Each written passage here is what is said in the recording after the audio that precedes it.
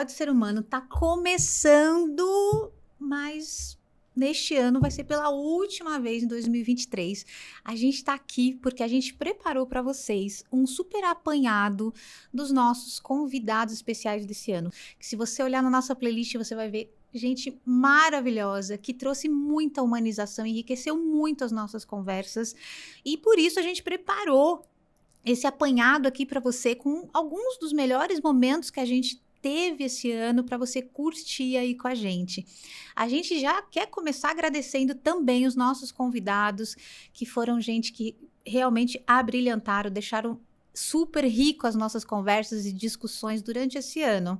Então, bora lá ver alguns dos melhores momentos que a gente teve com os nossos super convidados no ano de 2023. Vamos lá?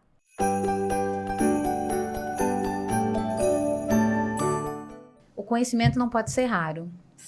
Então, para a gente identificar isso, identificar na nossa casa, de repente, ou identificar no trabalho, e fazer isso de uma forma quanto mais cedo melhor, entendi? Eu entendi, Dani, que o seu diagnóstico foi tardio. Sim, meu diagnóstico foi com 31 anos. 31 depois que eu me anos. casei. Quer dizer, Mas até eu já ali... tenho distonia desde os 16 anos. Desde os 16 eu tratei como... bom, se dão vários nomes, né? Tremor essencial, tique, ansiedade demais, frescura. Então, os nomes são variados, né? Nossa. E até os 31 anos eu não sabia o que eu tinha. Eu sabia que eu tremia. Entendi. Por que eu tremia, eu não sabia. E assim, isso faz 10 anos só. Só fazem 10 anos que eu descobri Que o descobriu. nome do tremor. Que é distonia. Que é distonia. No meu caso, cervical, mas são... existem algumas classificações para alguns tipos. Então, nós temos distonia cervical, distonia axial, distonia facial, né? A ortomandibular, tem a face, o rosto da pessoa começa a fazer alguns movimentos involuntários. A distonia é caracterizada por movimentos involuntários.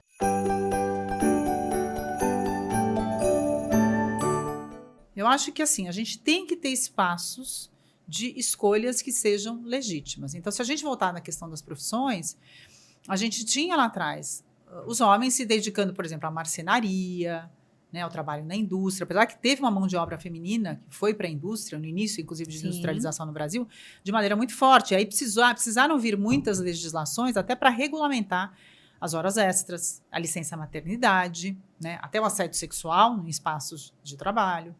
Então, precisou ter uma regulamentação para também criar uma ordem, digamos assim, num espaço que não necessariamente era um espaço que havia sido, podemos até colocar entre aspas assim, concebido por mulheres. Então, você tem profissões que ao longo da história tiveram mais mulheres que se engajaram. Então, você pegou o exemplo, por exemplo, da enfermeira, do curso de enfermagem, que você tem muitas mulheres, e talvez menos, né? Não sei hoje quais são os percentuais Também do curso de medicina. sei. Mas, por exemplo, se você pega hoje o curso de advocacia, mais da metade dos formandos são mulheres. Sim. Então, se você pega escritório de advocacia, ou a profissão do advogado no Brasil, se você não considerar esse contingente de profissionais que está entrando no mercado de trabalho, sabendo que a maioria é mulher, e de repente considerar particularidades dessa discussão, como é que você faz para aproveitar melhor este talento? Como é que você faz se a tua empresa não abraça espaços de carreira, que aí a gente pode pegar o gancho que eu tinha comentado com você,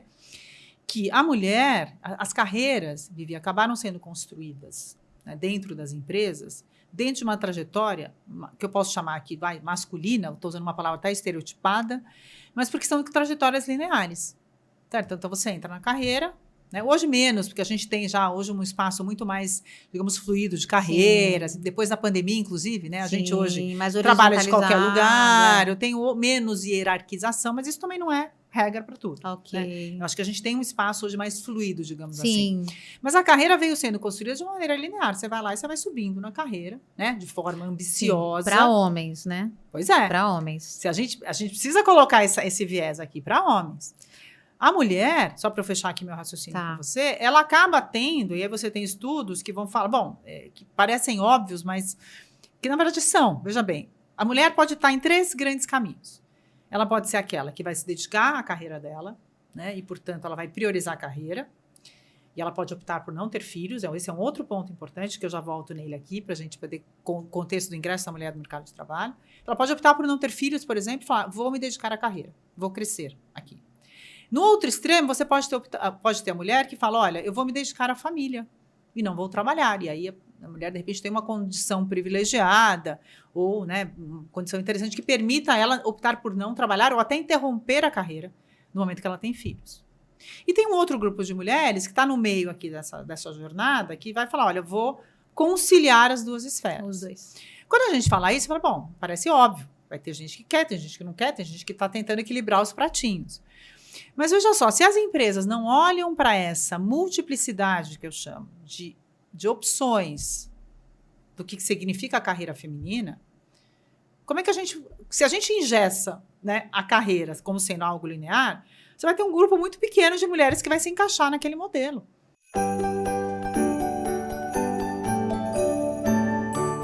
Reuniões, então, é um grande desperdiçador de tempo, Reunião, né? o que acontece? Reunião é Pra uma que ferramenta reunião? sensacional, É. tá? Assim, tem pouca coisa que é tão boa quanto uma reunião numa empresa. Desde que... Desde que aí tem os problemas, né? O que acontece com reuniões? Muita reunião muito extensa, reunião com muita gente. Então, assim, qual que é o truque? Principalmente sem plano de ação, né? Sai de lá sem plano de Sim, ação. eu falo que é o truque do 3 menos. Menos reuniões, em menos tempo e com menos pessoas. Porque o que acontece também em reunião? Quando você está numa reunião, você não está produzindo. Sim, com certeza. Você está discutindo sobre produzir, mas não está produzindo. Você não está gerando entrega. Sim. Né? Tem uma ocasião, eu atendi uma montadora, que eles faziam tantas reuniões lá dentro, uma montadora de veículos, que eles tinham uma brincadeira interna entre eles, que eles, né, brincavam entre eles falavam assim, quem está fazendo os carros? Porque era todo mundo o tempo todo enfiado numa sala de reunião. Ele fala, não, graças a Deus que tem alguém na linha de produção Ainda bem apertando o robôs. parafuso, fazendo uma solda, lá tem alguém fazendo o carro, porque o resto a gente não faz, porque a gente só fica em reunião.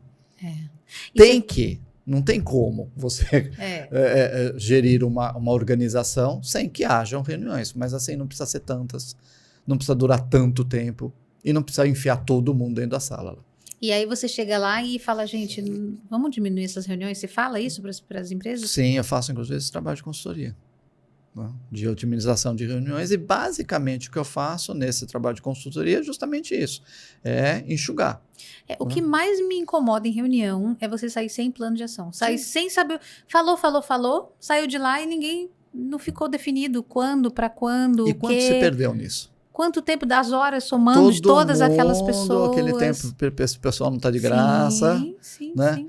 Então, estou pagando por aquele tempo, eu estou jogando esse tempo fora, esse tempo podia estar fora da sala, produzindo, está consumindo insumos, energia. Né? Gente, vamos prestar atenção nas reuniões aí. O pessoal fala, né? Podia ser um e-mail, né? Tem um monte de reunião que podia ser um e-mail. Ó, pessoal, vamos fazer isso dessa forma.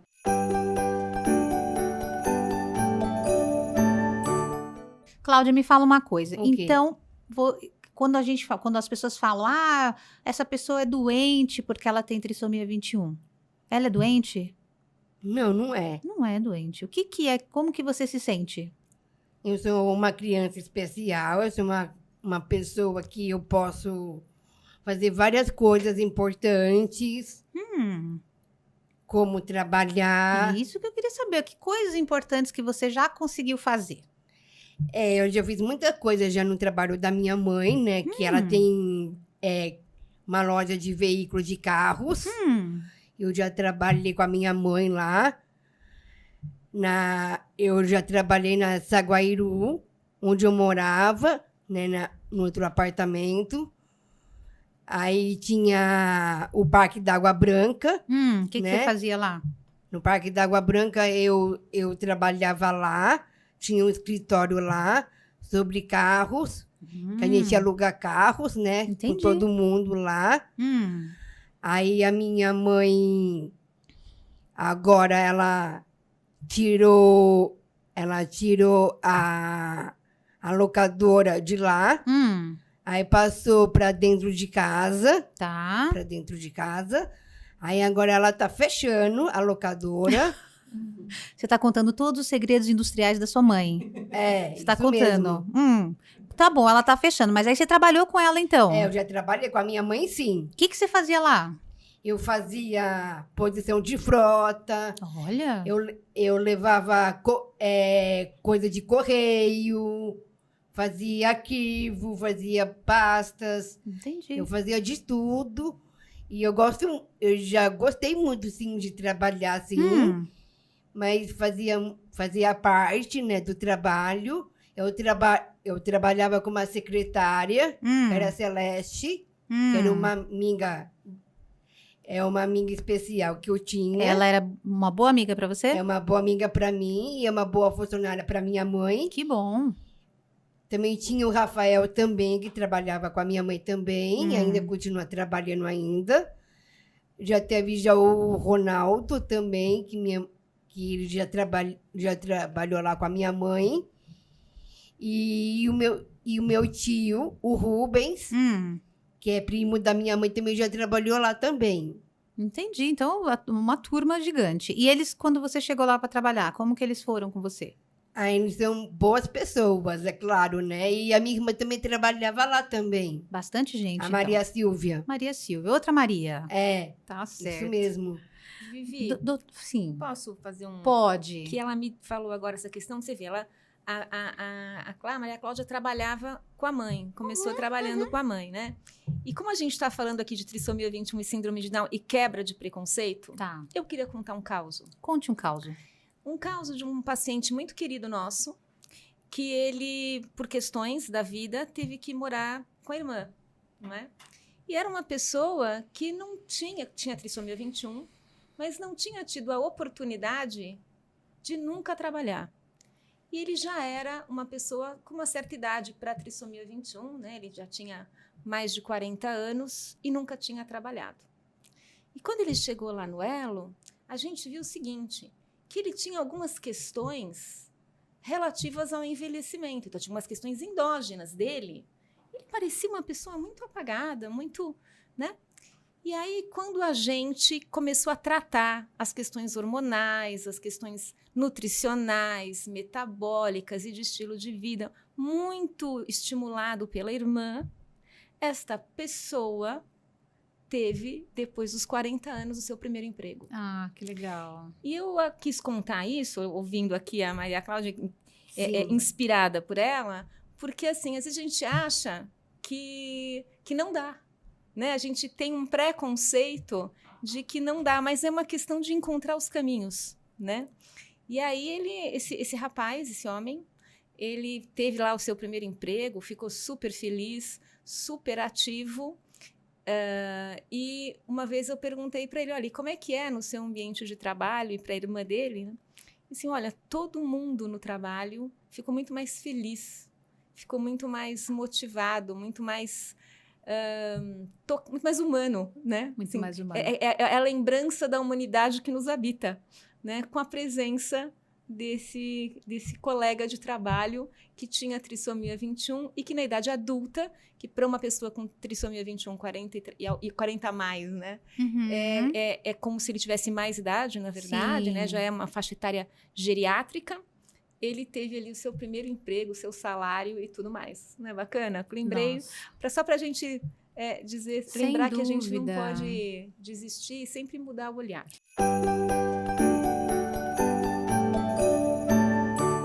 Que o conhecimento é a principal ferramenta no combate ao preconceito.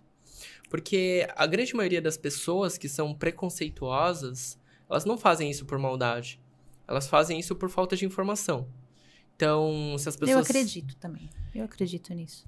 Então, eu também acredito Na bondade bastante... da pessoa, né? Eu sou bastante otimista nesse sentido. Eu acho que as Eu pessoas também. podem mudar e as pessoas, no fundo, querem mudar. Então, você promover um acesso a informações sobre a diversidade vai ajudar uma empresa a melhorar uma cultura e tornar essa cultura uma cultura de respeito, uma cultura de inclusão. Porque, um exemplo sobre pessoas trans. É muito comum que se erre o pronome de pessoas trans. Tá. Chame mulheres trans de ele. E há algumas pessoas que realmente não sabem como lidar com isso. que quando você se depara com alguém e você não sabe dizer se chama de senhor ou senhora, você pergunta qual pronome essa pessoa utiliza. Pronto. É uma Na boa dúvida, prática. pergunte, sim. Exato. Mas há pessoas que não sabem, não conhecem essa boa prática. E eu não culpo elas por isso. Porque a minha própria mãe, muitas vezes, não sabe lidar com algumas questões minhas. Então, a gente não nasce sabendo. Há pessoas de dentro da comunidade LGBT que podem ser não tão receptivas à questão trans. Há pessoas com deficiência que podem ser capacitistas, podem ser intolerantes a outras pessoas com deficiência. Pessoas da mesma sigla, do mesmo grupo. Então, de maneira geral, eu acredito no conhecimento como uma importante ferramenta no combate a esses preconceitos. Para começar, eu acho que a gente podia conversar um pouquinho sobre conceitos. Né? O que é o diagnóstico? Como é que faz o diagnóstico? Quando se faz o diagnóstico? Não sei se o doutor quiser começar a falar um pouquinho.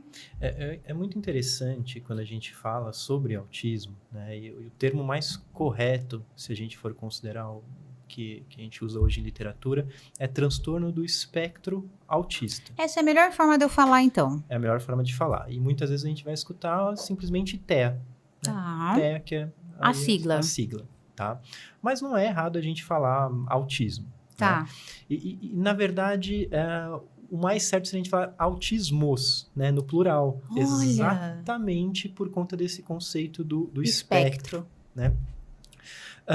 Para a gente entender um pouquinho sobre o autismo, eu acho que vale a pena a gente entender que ele é um transtorno do neurodesenvolvimento, né? Ou seja, eu estou falando algo do desenvolvimento neuropsicomotor que desviou daquilo que a gente considera ser um padrão de normalidade, né? E que vai se caracterizar principalmente por alteração em 2 eixos. Um eixo que é o da comunicação. Tá. E um eixo que vai ser, vamos chamar de comportamento social, tá? A comunicação, acho que é mais fácil da gente entender, né? Quando a gente pensa assim, olha, o que você, uma pessoa leiga, sabe sobre autismo? Geralmente vai falar, uma criança que não fala. E isso é meio verdade e meio mentira, né? Porque, de fato, uma criança que não fala, ela pode estar dentro do espectro. Tá bom. Mas não quer dizer que a ausência de... Primeiro, não quer dizer que a ausência de fala seja TEA. Existem outros diagnósticos diferenciais. Tá. E segundo, não quer dizer que toda criança que esteja dentro do espectro não fale. Exatamente. E um ponto importante aqui quando a gente fala de comunicação. Quando a gente pensa em comunicação, a gente está muito acostumado a pensar na comunicação verbal, né? Mas a comunicação não verbal, ela também é alterada num indivíduo que está dentro do espectro. Né? Então, coisas como, por exemplo, a compreensão, gestos, todo o nosso repertório de comunicação não verbal, né? Por exemplo, a gente está aqui conversando e gestuando. Né? Se você me perguntar, Rodrigo, como você tá? E eu fizer Já sei. né, um sinal, você sabe o que eu estou querendo dizer. Né?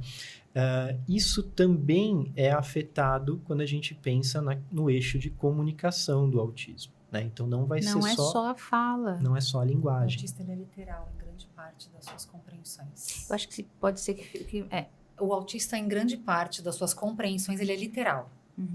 O autista ele tem uma grande dificuldade de entender metáforas, gírias, paráfrases e outros termos que não são exatamente como ele aprendeu que aquele assunto deve ser tratado. Tudo isso também é alteração de comunicação. Né? Então, por exemplo, se você falar para uma... Não é toda criança, é importante entender isso, existe o espectro. Tá. Então, vai ter crianças que vão entender essas gírias, ou, por exemplo, você fala, olha, tá chovendo canivete.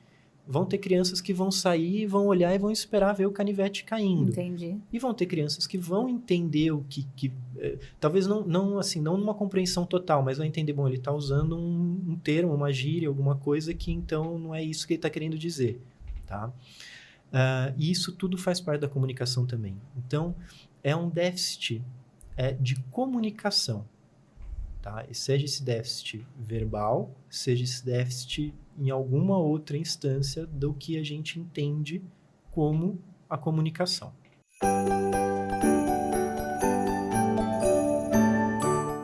Eu fui ao pediatra, mas tinha uns 3 meses, né? Enfim, a gente fica acabada, né? Tá naquela fase de que não dorme, se tá amamentando o tempo inteiro e tudo.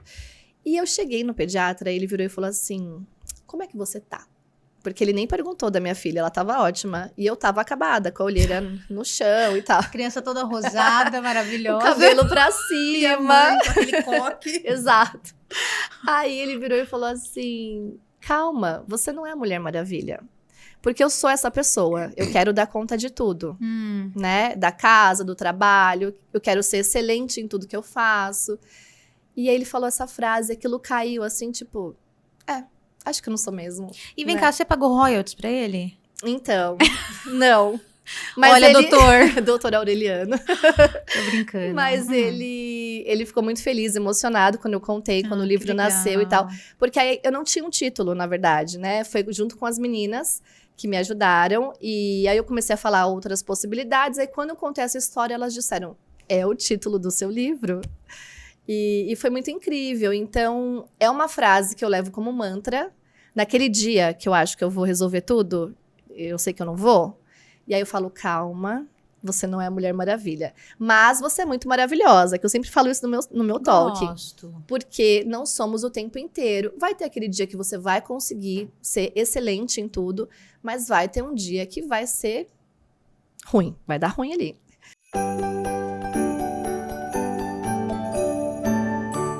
Agora, doutor, bom, vamos lá, a gente teve esse momento horrível da pandemia, mas que até hoje tem algumas consequências dentro de, por exemplo, o trabalho do home office. A gente falou aqui, você falou de gerenciamento de riscos. Dá para gerenciar risco dentro do home office das Tem pessoas? que gerenciar. Como que a gente faz isso? O que nós prevíamos enquanto associação, enquanto contatos com todos os tipos de associações e conselhos, né?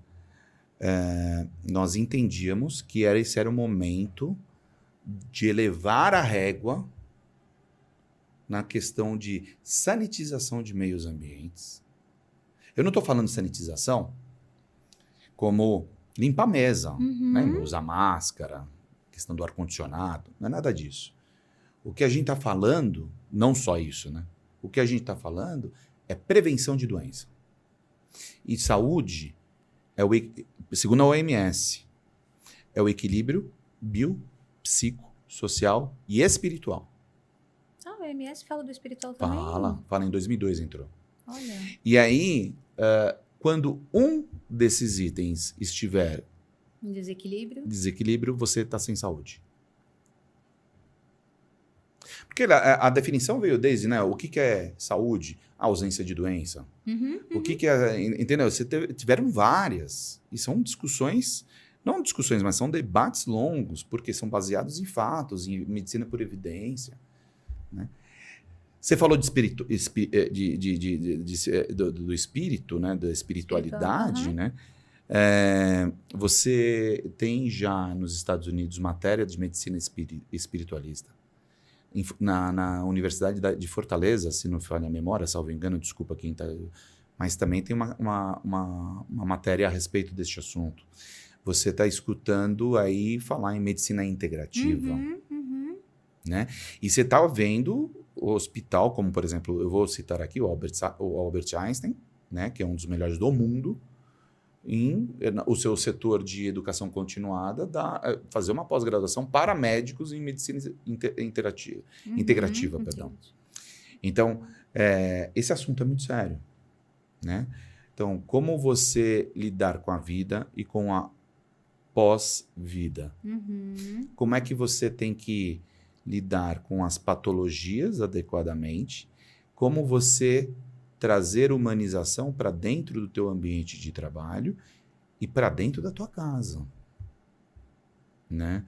No momento onde que está todo mundo fragilizado. Sim. Estamos todos fragilizados.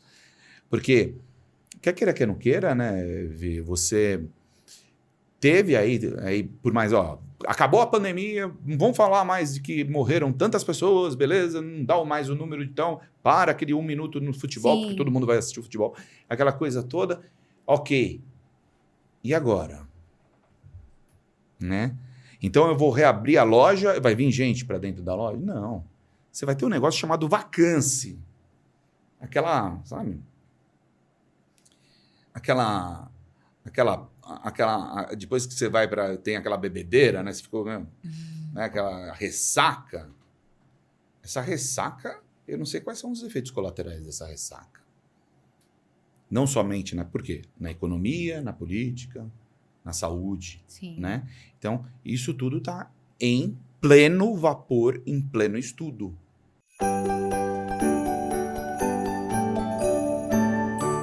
Na história dos seres humanos, né, dos homens das cavernas, das mulheres das cavernas, o corpo é que falava muito. Então, quando nós vamos comunicar, o nosso corpo, ele faz parte muito significativa da mensagem que a gente quer transmitir.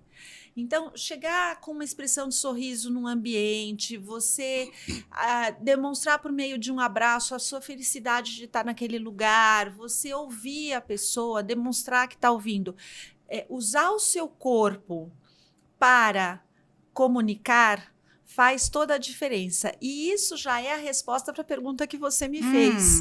Quando eu comunico, é todo um conjunto. É um conjunto que está comunicando, que vai desde aquela mensagem que eu quero transmitir. Então, eu sei qual é o meu papel aqui, eu sei o que eu quero falar, o que eu preciso falar. O meu corpo fala junto comigo, a minha voz está coerente com aquilo que eu estou transmitindo de mensagem. Aí eu comunico. Quando eu falo, eu não tenho o preparo, eu não vou com cuidado. Eu simplesmente posso até ler que eu estou falando, se eu leio em voz alta. Não tem uma emoção, ela não vem acompanhado. Vamos dizer que o comunicar, ele é mais profundo do que o falar. E Ju, se eu tô falando uma coisa, meu corpo tá falando outra, provavelmente você tá escondendo alguma coisa ou tá desconfortável de alguma coisa, mas a gente não consegue julgar isso. Esse é um erro, né? Muitas pessoas, tem muitos profissionais que fazem análise do corpo, da linguagem corporal, leitura labial e tudo isso. O que você acha disso? Acho que é rico se você faz análise do contexto. Então, eu faço isso. Quando eu vou trabalhar, quando eu vou construir a comunicação de alguém, eu procuro ver qual é o estilo de comunicação daquela pessoa para agregar com ferramentas que combinem com o estilo daquela pessoa, para ser coerente. Então, por exemplo, uma pessoa... E voltando, né? Eu já ia embarcar para outro caminho. A gente pode misturar, pega aqui, joga ali e vamos. Mas é porque eu ia fazer outro caminho e eu quero responder essa sua pergunta, que é muito importante. A análise, quando você olha aquela fotografia daquele momento, ela pode incorrer em erros. Porque nós não sabemos se aquela pessoa está sofrendo por alguma coisa, se ela está nervosa, se ela acabou de ser assaltada e chegou aqui, por exemplo, para falar com você. Então, tem tantas coisas que podem acontecer que se você fotografa e faz análise daquela postura isolada do contexto, você pode incorrer num erro. Então, esse é bom, mas precisa ter cuidado.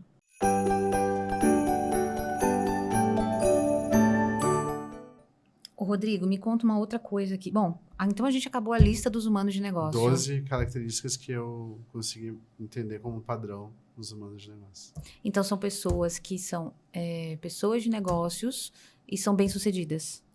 Com base em éticas e valores. E conseguindo de se cada uma conectar. delas. Sim. E bem-sucedido é uma coisa, então, que cada um é diferente para o outro? Pessoas que estão em paz com elas mesmas. Isso é uma pessoa bem-sucedida? Eu acredito que sim. Se você está feliz com o seu impacto no mundo, como você se relaciona com as pessoas ao seu redor, se você trabalha num lugar onde as pessoas estão tranquilas, confortáveis, podem falar o que pensam, se sentem felizes, não oprimidas, estressadas, deprimidas. Isso é ser bem-sucedido. A gente precisa desconstruir muito ainda o viés do bem-sucedido, como a gente começou falando aqui, né? O que é né? sucesso, né? O que é sucesso. E o que é sucesso para você, Rodrigo? Para mim, sucesso é poder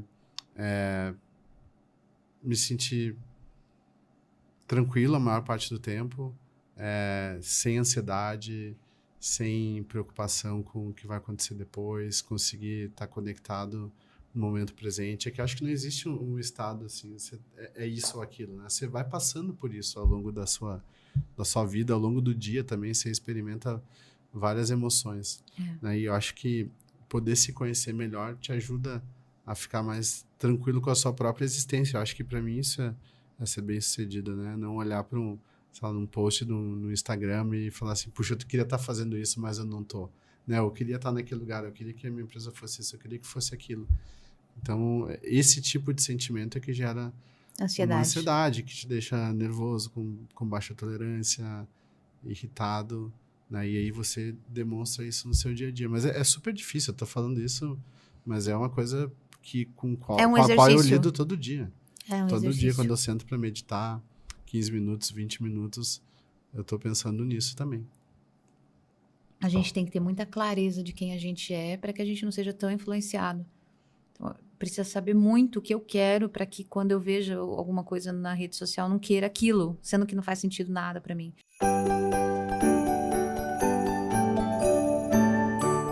O que a gente tem discutido nos ambientes de trabalho? Porque a pessoa passa normalmente umas 8 horas pensando no trabalho. Isso quando não é um trabalho complexo e a pessoa volta para casa pensando como ela vai resolver aquele problema que ela começou e ela pergunta pro marido, não sei o que lá. Então ela passa muito tempo pensando naquilo.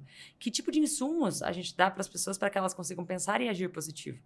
E aí vem a segunda coisa que me preocupa dentro da psicologia positiva e da ciência da felicidade, que são coisas que a gente precisa pensar no universo para que a gente consiga ser bom protagonista e passar isso para os nossos liderados. O nosso cérebro, a parte que regula a felicidade é diferente da parte que regula a infelicidade. A parte que regula a felicidade, ela é muito menos forte do que a infelicidade. Olha que coisa doida. Porque o nosso conjunto neuronal do reptiliano, ele busca defesa, né? O tempo todo. Então, a gente foi preparado para se defender. Então, um e-mail escrito for your information, aquele FYI, a gente vê com maus olhos. Por que eu não estava nessa reunião? Por que ninguém me avisou? Agora tem que ficar procurando nesse e-mail aqui o que tem a ver comigo, não sei o que lá. Então, veja como é uma experiência não tão agradável. E não é, meu Deus, vai acabar o mundo. Mas é uma vírgulazinha. E de vírgulazinhas, a gente vai acabando ficando num dia ruim, né? Tipo, hoje choveu, tal coisa aconteceu de ruim. E a gente não foi treinado para pensar positivo. Né? A cada uma coisa ruim que te acontece, você precisa de 3 positivas. Olha que mundo injusto. Uma negativa, 3 positivas. E a gente não foi acostumado a pensar positivo. E aí, como é que faz? Felizmente, a neurociência fez estudos sobre a neuroplasticidade, que é a capacidade que o nosso cérebro tem de criar novos caminhos neurais ali e pensar diferente. Então, tem que exercitar o cérebro para pensar positivo. Então, toda vez que alguém erra na equipe, eu penso, bom, primeiro que eu não expliquei para essa pessoa que não era para ir por esse caminho. Segundo, como é que a gente pode criar... tá bom, não fica chateado não. Vamos lá, vamos. Esquece, vamos foco na necessidade. Vamos por aqui, vamos documentar que isso aqui não pode mais fazer. Agora vamos por esse caminho, por esse outro caminho, por esse caminho. O que a gente aprendeu? O que a gente pode não replicar? O que a gente pode usar em treinamento? Então, é evidenciar ali o que pode ser de muito legal daquilo que aconteceu. Lá em casa a gente tem um ritual que é proibido levar celular na hora do jantar. Né? Somos em 3, eu, meu noivo e minha filha. E a Luna, que é a nossa pug, né? Mas nós temos lá, e aí a gente leva nossas taças, não pode levar celular. Cada um conta o seu dia. E às vezes tem essa carga, né? Meu noivo é do e-commerce de pesca e agora tem uma loja física. Então, tem dias que dá tudo errado, que não vende. A minha filha tá no ensino médio. Então, gente, ela no ensino médio, ela pragueja contra a matemática, contra a física, química e tal. E eu tem dias que não saem como eu gostaria, né? Sempre tem. Mas a gente pega a nossa taça e cada um tem que fazer um agradecimento. Não importa como foi seu dia. Você tem que encontrar alguma coisa para agradecer. Só de agradecer essas 3 coisas, eu olho pro dela e falo, que legal, que bonitinha ela pensar desse jeito. Ele arrancou forças para conseguir esse agradecimento. Que coisa simples, mas isso já muda nosso dia. Tem um outro fator também interessante aqui dos vieses, que muitas vezes ele não é tratado, que é o que acontece com o nosso cérebro. Você já teve aquela sensação de conhecer alguém e imediatamente falar, nossa, eu adorei essa pessoa. Ou mal conhecer, olhar para alguém e falar, não fui com a cara dessa pessoa. Sim. Isso acontece com todo mundo. O que o cérebro faz, que é outro grande erro do cérebro?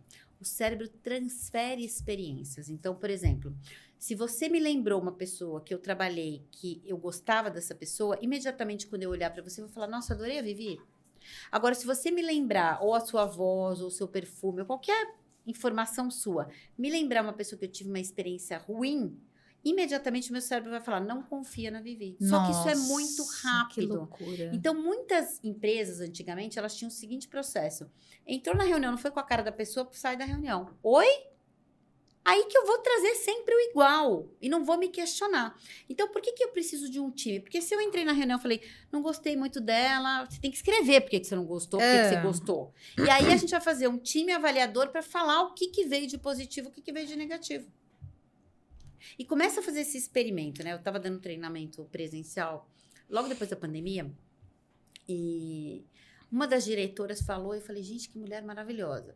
Como que eu achei ela maravilhosa, do jeito que eu achei. 5 minutos falando. Nem 5, ela tinha falado 3 minutos. Aí eu peguei e falei assim, deixa eu buscar. Só que o que acontece? Acontece isso e você deixa passar, porque a gente vive no piloto automático do cérebro sem prestar atenção. Você vai dirigindo até o local de trabalho, você não sabe nem como é que você chegou lá. Você já faz aquilo todo dia, você vai no piloto automático dirigindo. Você só presta atenção se tem um acidente, se tem um pisca-alerta, se tem alguma coisa. Senão você está no piloto automático, que é o que o cérebro faz isso para gastar menos energia, como a gente começou falando. Então, o que acontece aqui? Eu vou ter que colocar consciência. Dá trabalho, porque gasta mais energia cerebral. Eu fiquei o treinamento inteiro. Ela aparece com alguém, ela aparece com alguém, ela aparece com alguém. No final do treinamento, tinha um happy hour. Quando a gente estava no happy hour, ela estava aqui do meu lado, falou alguma coisa. Eu falei, nossa, Simone. Daí eu olhei para ela e falei, não é a Simone. Ela lembra a voz e o jeito dela, uma grande amiga minha. O que meu cérebro falou? Ela é maravilhosa, igual a Simone, sua amiga. Igual a Simone, então, sua o cérebro amiga. faz isso o tempo inteirinho. Se eu não trouxer consciência para as pessoas, elas vão continuar agindo com base no seu inconsciente, sem colocar consciência, sem colocar informação, e aí ela não se transforma.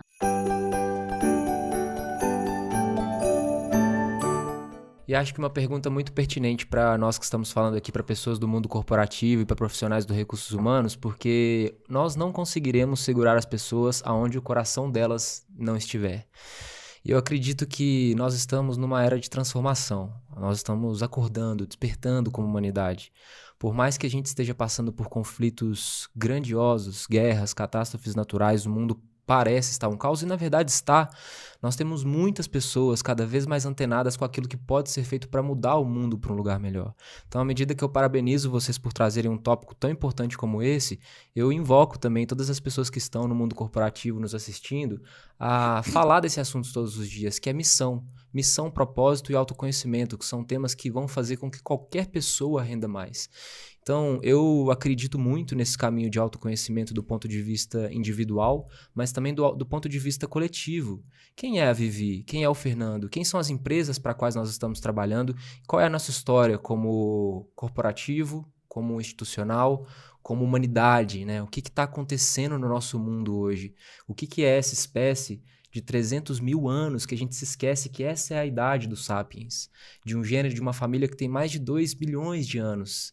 Então, nós estamos num momento muito chave da nossa história e é importantíssimo que a gente faça com que as empresas olhem cada vez mais para esses temas relacionados à inclusão e diversidade. Então, o que aconteceu na minha vida foi essa transição de começar a desenvolver a minha maturidade profissional objetivando uma estabilidade financeira e econômica, até o momento que eu percebi que eu estava bastante estável desse ponto de vista e comecei a dar espaço para a voz do meu coração e entender de que havia muito mais do que garantir uma vida financeiramente confortável.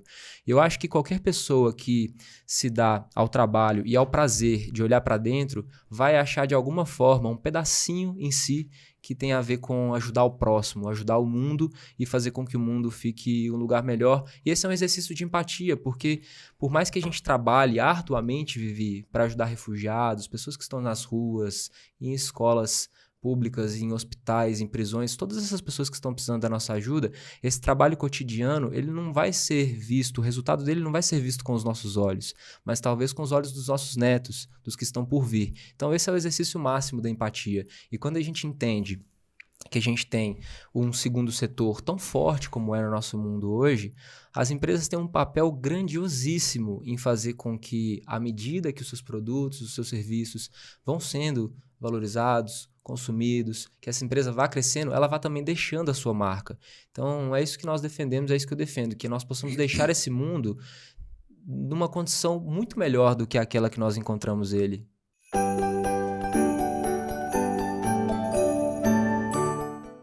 Essa pergunta ela é muito boa porque tudo parte da motivação, o que move a sua ação. Quando a gente fala de uma empresa e que tem cérebros criados e diferentes, você mesmo trouxe a principal frase que é: a gente não é uma pessoa no trabalho, uma pessoa na nossa vida pessoal, a gente é um ser humano só. Se eu tratar o profissional só como profissional, eu não tô pegando a real motivação dele. Então, uma das coisas que as empresas precisam fazer é entender que o ser humano é único. E que quem tá lá não é só a Vivi profissional. É o que tá movendo a sua ação, mas principalmente no seu pessoal. Principalmente dos seus valores, das suas ambições, Então, se eu não entender isso, não tem nem como começar. Por isso que essa parte de se conhecer também é conhecer o outro. Quando a gente entra em empresa para fazer os programas de liderança, a primeira coisa que a gente faz é no Descubra, que é a primeira fase lá do método, é eles se descobrirem, mas eles estão juntos, eles também descobrirem o outro. Só que não é descobrir profissionalmente. É primeiro descobrir na essência. Porque aí eu tenho a capacidade de entender. E qual que é a palavrinha-chave aqui? Comunicação. A gente tá perdendo comunicação. Ou é over ou é under communication. Porque ou eu tenho que... acho que eu não tô me fazendo bem entendido. E aí eu sou prolixo e tento explicar, mas em cima de algo que eu já nem tenho a base, esquece tudo que passou de história. Imagina, sua história, o quanto não é importante que você tem uma irmã de 43, você tem 44, você é a mais velha, tal. Esquece. Eu tô precisando que você entregue isso pra amanhã. Mas espera aí, quem tá por trás dessa pessoa que vai entregar, então assim, tem muito aquela frase que ninguém é insubstituível. Já ouviu falar isso? Claro. O que você acha disso? Eu acho que porque cada cérebro é único. Se eu perco aquela pessoa, eu perco uma coisa que só ela traz. As posições são substituíveis. As posições são. Você pode sair dessa posição e botar uma outra pessoa que a empresa não vai parar. Não é sobre isso. Mas fazer igual você faz, ninguém mais vai fazer. Quem substituiu o Pelé? Quem? Ayrton Senna. Pode ter vindo vários outros. Aí tem gente que fala, mas olha esses dois exemplos. Eu pergunto para quem me perguntou isso, porque uma vez eu gravei sobre isso. Quem substitui você? Não é a gente nem precisa ir muito longe. Se olha no espelho e fala, qual é o ser humano igual a mim?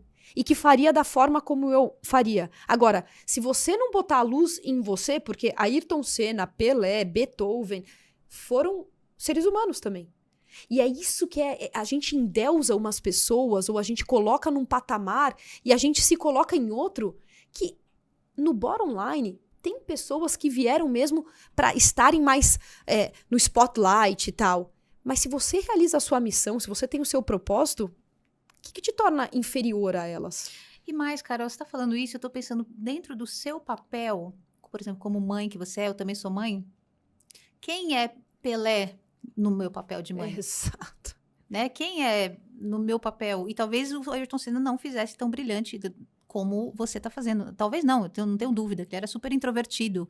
Então, dentro da sua área, você não tenho dúvida nenhuma que você é muito superior ao Ayrton Senna dentro dos seus papéis, dentro da sua área, Exato. como ele era dentro da área dele. E a gente começar a se enxergar um pouco, né? Entender o que é isso.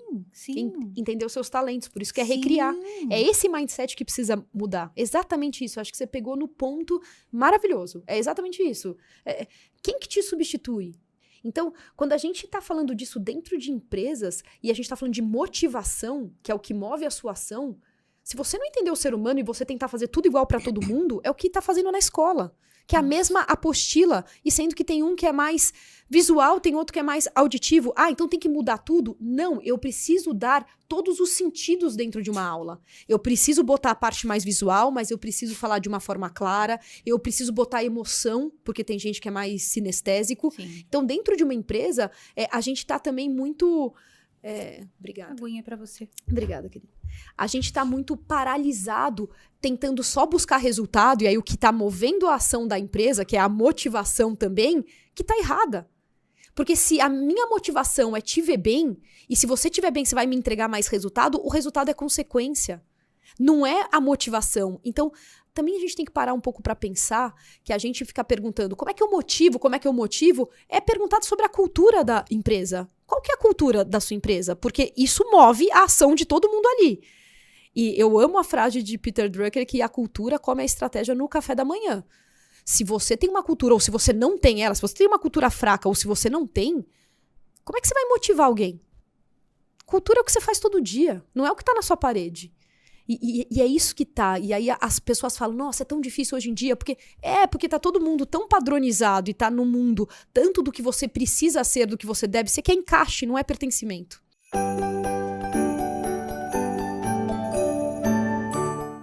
Eu nem vou falar de idioma, porque idioma a gente vai cair num outro problema também. Porque não, agora vai ter que falar. Porque agora eu fiquei curiosa. E você que tá aí também, não é isso? Idioma, eu vou te dizer uma coisa. Eu tenho lá 2 filhas, vai nascer a terceira, e eu não sei se faz sentido elas gastarem tempo aprendendo idioma. Isso dá um corte, Brasil.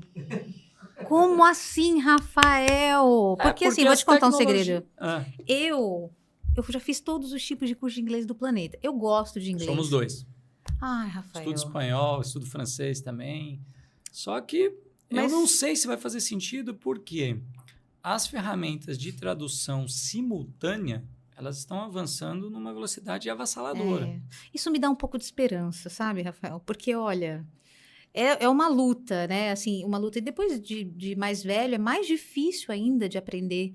Para o Brasil, talvez seja bom. Tá, porque a gente não aprende, né? É o lugar que tem mais escola de inglês do mundo e a gente não aprende. Na minha opinião, um dos responsáveis do Brasil... Ixi, professor de português vai querer me matar. Para mim, um dos responsáveis pelo Brasil não ter tido o progresso que deveria é o nosso idioma. Para mim, esse é um dos principais responsáveis, porque a gente vive num continente que a gente não fala com ninguém. Não fala. A gente não fala com ninguém, tá todo mundo falando espanhol, então a gente não fala com ninguém, eles se falam entre eles. No entanto, que é muito comum você ter uma empresa argentina que também tem um escritório no Uruguai, que também tem um escritório no Chile, que também tem na Bolívia, mas não tem no Brasil.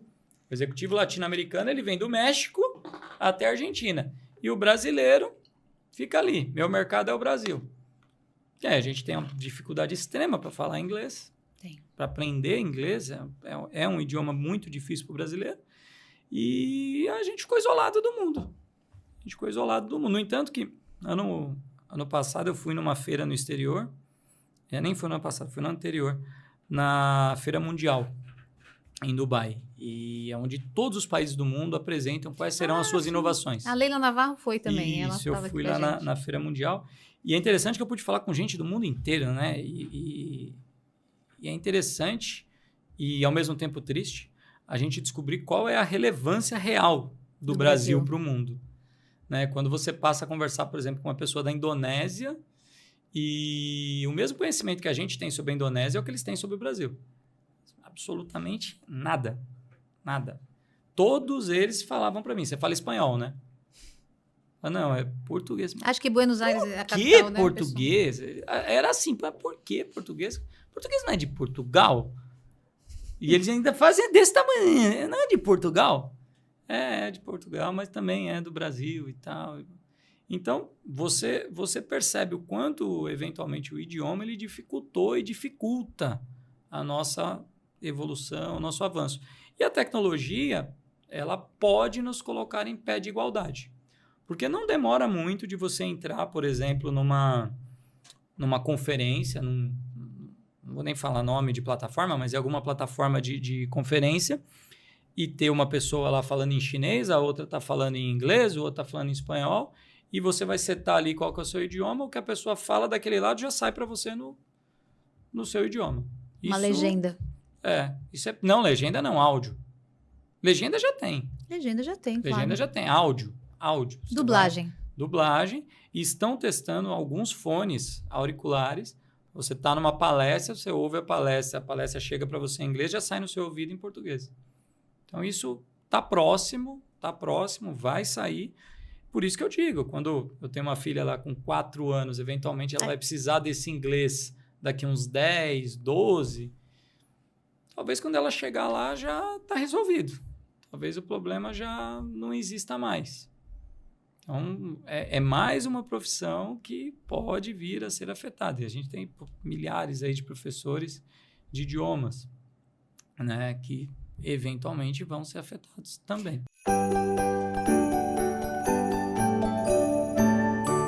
Bom, o que mais tem nesse livro aqui? Que eu amei a capa é linda, a cor é obrigada, maravilhosa. Obrigada. Eu amei.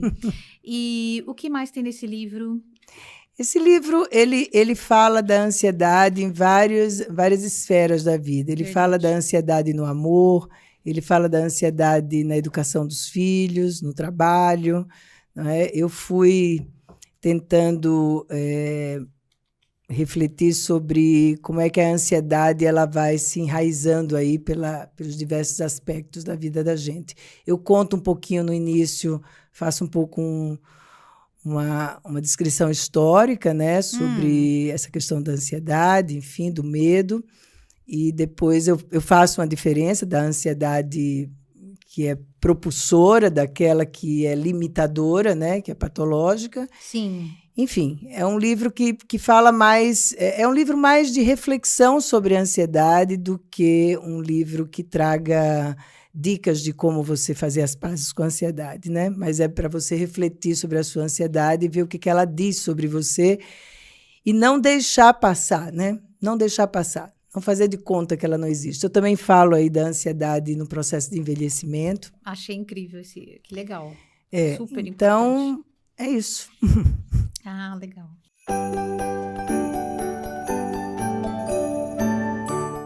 E, Roberta, me conta, você está falando do seu podcast. Então, você tem um podcast que chama Leadcast. Leadcast. Que é um pouquinho aí um jogo com o nome da F-Lead. Exatamente. Que é a sua consultoria. Com o que você conversa lá no seu podcast? O que você traz? Que temas que você traz? Qual o conteúdo? Bacana. O Leadcast é o nosso canal no YouTube, é Conexão F-Lead. A gente está no Spotify também, né? E lá no Leadcast foi uma maneira que a gente encontrou de conversar, né, com as pessoas, mostrar para elas um pouco do sucesso e do ser humano que existe por detrás dos profissionais incríveis que existem no mercado hoje. Então, eu, por muitos anos, tive trabalhando com esses profissionais, ajudando, tem muitos profissionais do mercado aí super bem posicionados que eu ajudei, né, tive ao lado, desenvolvendo, tanto em processos individuais como coletivo. E eu sempre perguntava, poxa, essa pessoa tem uma história incrível, né? E por questões de confidencialidade, eu não posso dividir isso com ninguém, fico isso para mim, vou morrer com essas histórias, meu Deus, né? Não vejo elas contando em lugar nenhum. E aí eu tive a ideia, né, junto com a Yara, que nos apoia dentro da parte de marketing digital, que está aqui com a gente. Poxa, vamos criar um podcast que a gente possa dar visibilidade ao mercado de quem são essas pessoas, né? Vamos desmistificar, vamos trazer a pessoa, né? Então, eu sempre começo, por mais que a gente vá tratar de assuntos específicos, do temas delas, é o ser humano que está ali. Então, a primeira pergunta do meu podcast sempre é: você já sabia que você ia fazer o que você faz hoje, né? Na grande maioria das vezes, as pessoas falam não, né? Porque não é um caminho reto. Verdade. E as coisas foram acontecendo, mas todas elas têm algo em comum, que é o mindset necessário para chegar naquilo. E aí eu vejo muito protagonismo, né? Perseverança, criatividade, pensar fora da caixa. Então, tem histórias ali incríveis de sucesso dos seres humanos que a gente desmistifica porque acha que são inacessíveis, inalcançáveis, sim, mas são seres humanos. É verdade. Tem emoções, né, momentos difíceis e tem muitos momentos de alegria.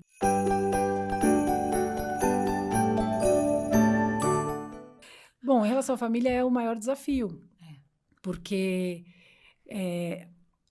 a adesão ao tratamento na bipolaridade é muito difícil, porque os remédios Primeiro que vão te tirar desse estado, o remédio vai te estigmatizar, porque você tem uma doença que você não quer, muitas vezes, aceitar.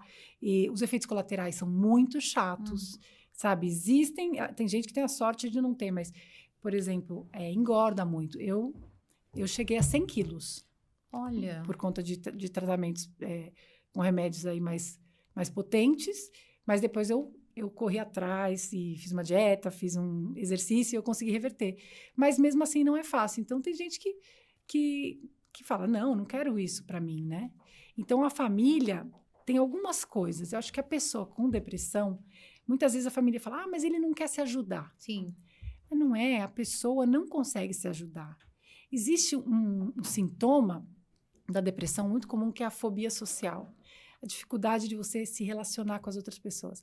Agora, você imagina isso no ambiente de trabalho, onde você está cercado de pessoas que você não tem intimidade. Então, assim, é realmente uma sensação de muita tensão, né, você se relacionar. Então, a família, o que eu tenho a dizer é para não desistir dessa pessoa. Por mais que ela não queira, com algum jeito, não desista, sabe? Porque ela não quer, não desista.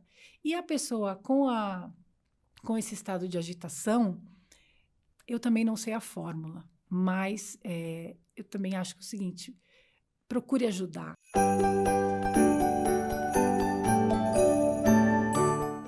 Isso no cérebro Aí da a gente entra na fisiopatologia da depressão, mas ainda falando das causas. Tá bom. A resposta é sim. Alguém que vai somando muitos fatores de risco, é lógico que vai ter uma chance maior de desenvolver depressão. Tá. Então imagina uma pessoa que não tem genética na família.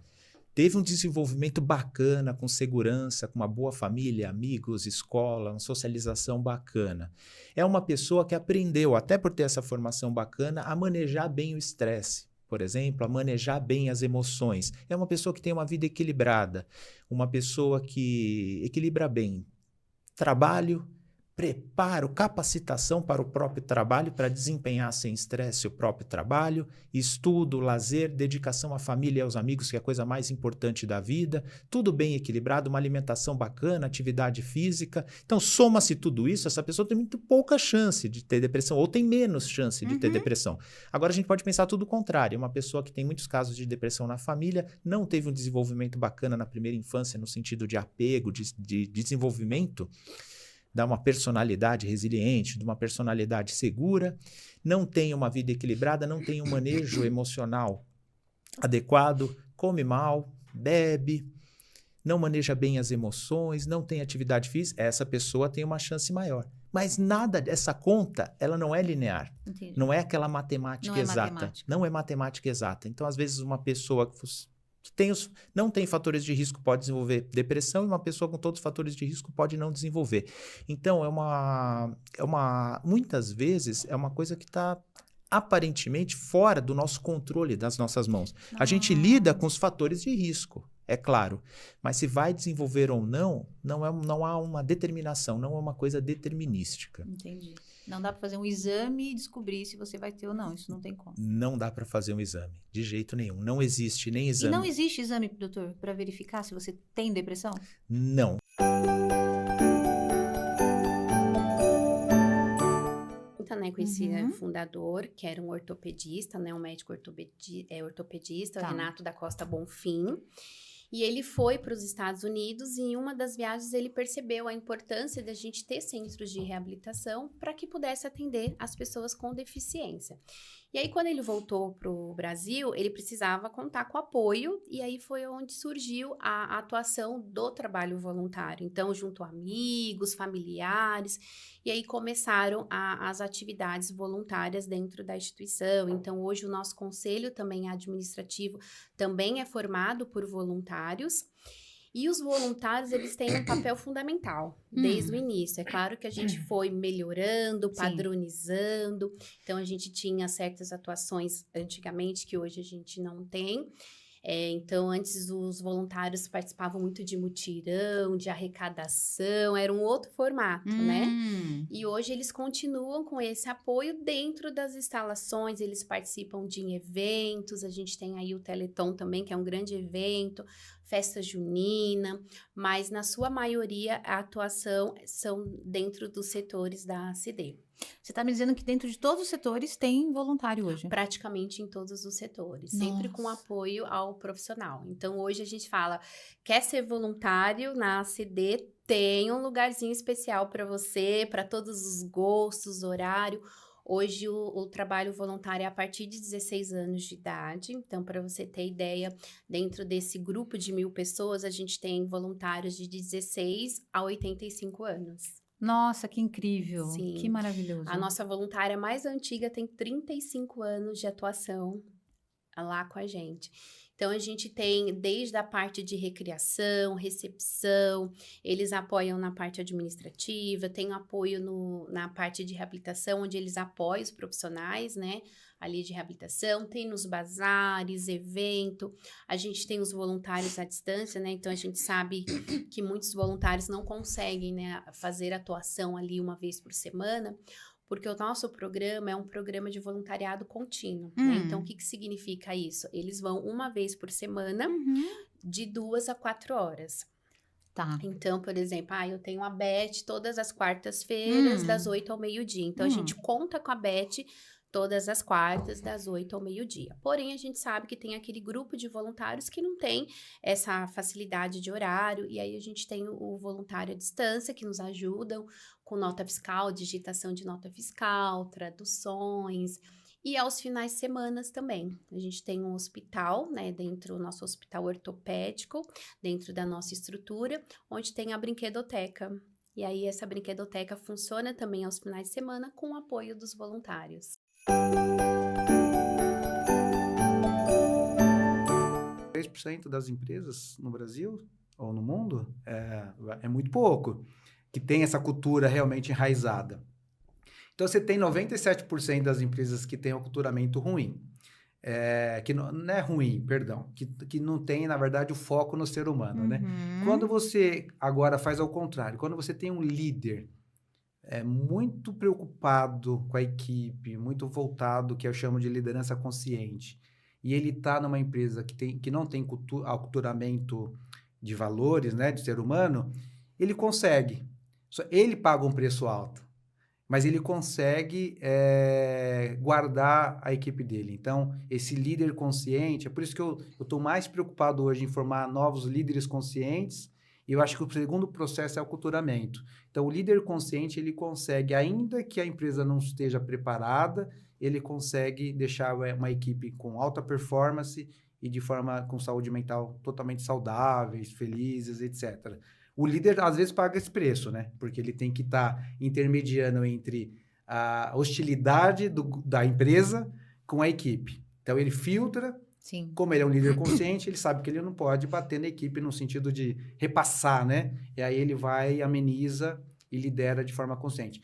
Esse é um ponto. Então, o líder ele consegue estar na empresa com aculturamento bom e ruim, e ele consegue manter a equipe bem. Se ele agora tiver aculturamento bom e o líder ser bom, é o melhor dos mundos, o melhor dos cenários, né? Sim. Mas eu acho que é complexo.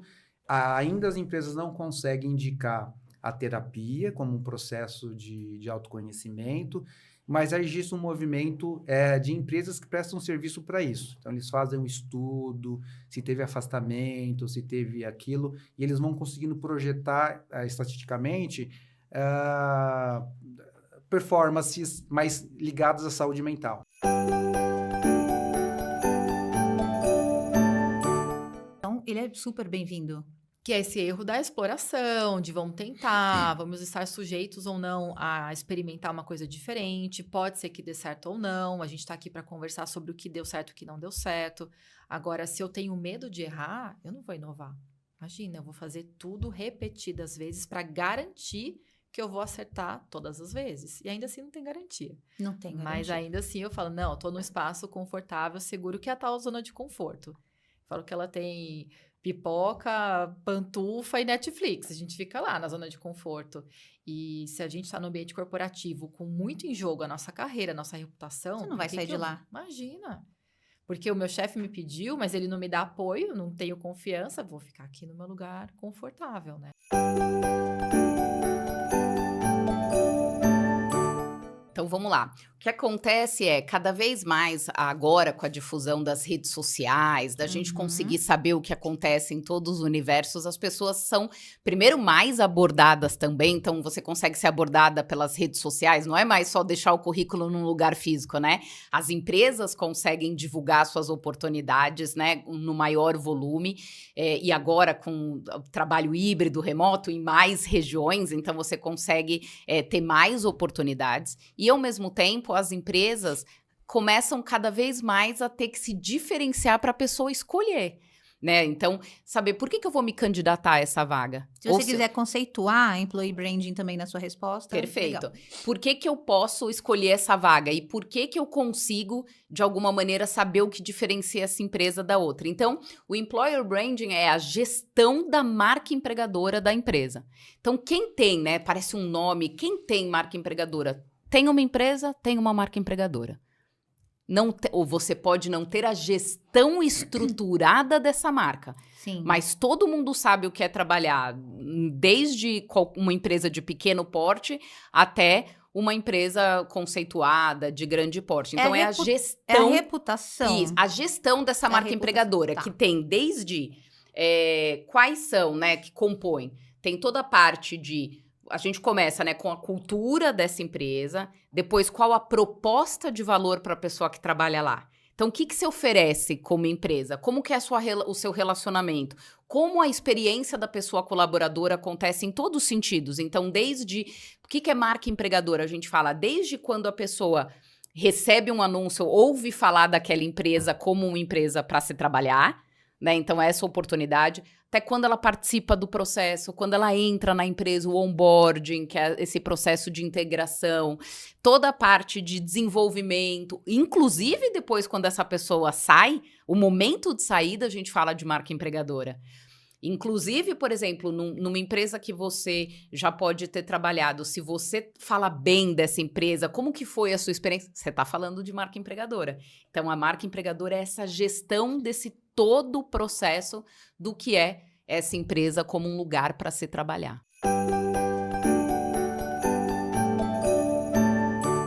Entre comum e normal, viu, gente? Olha, se nós duas tivéssemos nascido há 600 anos atrás, era comum na sociedade queimar mulheres em praças públicas. Elas eram tidas como bruxas. Mulher que pensava, mulher que falava, era tida como bruxa. Então, as pessoas... Era comum na sociedade queimarem praças públicas. Para quê? Para que as outras mulheres olhassem aquilo e ficassem bem quietinha. Isso era comum na sociedade. Isso nunca foi normal, mas era comum. Se a gente tivesse nascido há 120 anos atrás, era comum ter um escravo em casa. Isso nunca foi normal. Mas era comum. Hoje, é comum, por exemplo, no Brasil, a corrupção. Isso nunca foi normal, mas é comum. É comum as pessoas não quererem acessar sentimentos tidos como ruins, como uma tristeza, medo, sabe? Não quero acessar, isso é comum. Sim. Isso nunca foi normal. Então, é comum as pessoas fugirem para os medicamentos todos para não ter que lidar. Isso é comum. Sim. Isso não é normal. E a gente tá tendo reflexo disso. Sim. Né? Na sociedade, a galera tá ficando bem doida. Né? Bem doida no trabalho. Quem aí que não convive com uma pessoa bem doidona? Sim. E aí fica ruim, sabe? Sim. Então tá na hora da gente voltar às questões que é da natureza humana, que é da normalidade de ser humano.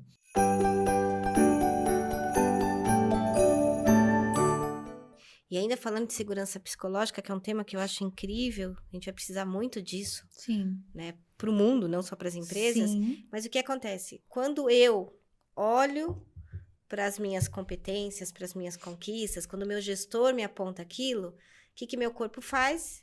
Solta hormônio de bem-estar. Quando eu passo o dia inteiro olhando para as minhas lacunas, aí meu gestor aponta minhas lacunas, meu marido aponta minhas lacunas. Quer dizer, o que eu estou liberando ao longo do dia? Cortisol. Exatamente. Então, assim, é muito sério isso. Parece, é só uma coisa. A gente tem, nos nossos treinamentos, Vivi, a gente dá aula de reconhecimento. né? Assim, se falou tanto de feedback, eu falei, gente, tá, as pessoas têm que dar feedback, mas a gente tem que ensinar as pessoas a fazerem reconhecimento, diferenciar o que é um elogio de um reconhecimento. Os líderes que estão aí, eles não foram treinados para isso, e eles não sabem fazer isso. Então, também, muita gente fala assim, mas a culpa é do líder. Sim, mas também ele não foi preparado para esses desafios. Sim. Por isso a necessidade de requalificação, upskilling, reskilling, o nome que a gente quiser dar, mas eles não tiveram aula de reconhecimento. Você pode ajudar a gente, quem está assistindo, a como é que faz um reconhecimento genuíno? Isso. Reconhecimento genuíno, primeiro desafio, e por isso que os líderes não conseguem fazer, é porque a gente não consegue fazer com a gente mesmo, saber o que a gente é bom pra caramba. Né? Então, eu li uma frase ontem que você escreveu em alguma das coisas que você colocou nos seus conteúdos, que você falou que um líder não pode dar o que ele não tem. Eu achei incrível essa frase, Rebeca, maravilhosa. Porque a gente fala, não, pessoal, a empresa me contrata e fala assim, Rebeca, os líderes, né, tem que melhorar a saúde mental da equipe, tem que melhorar a performance da equipe, Eu falei, a gente tem que começar do começo. Tá quase no burnout, coitado. Qual que é o começo? Eu falei, cara, ele não vai conseguir... Porque ele não tem... Vivi antes, vamos imaginar, no momento passado, as pessoas, né, falavam assim, não, um dia eu quero ocupar o lugar do meu chefe. Hoje, eu escuto muito, Deus me livre ocupar o lugar daquele coitado. A esposa já foi embora, o filho tá dependente químico, ele toma remédio para acordar, remédio para dormir, remédio para levantar, e enfim... Ele virou... Sabe aqueles filmes... Eu gosto muito de cinema, mas não gosto de filmes de zumbi, mas, assim... É como se a gente tivesse muitos zumbis por aí, que realmente precisam se medicar para ir trabalhar. 80% das pessoas que estão hoje, brasileiros, é um indicador brasileiro, estão medicadas. 80% do quê? O Brasil do quadro de funcionários? O Brasil é recordista em uso de psicoterápico.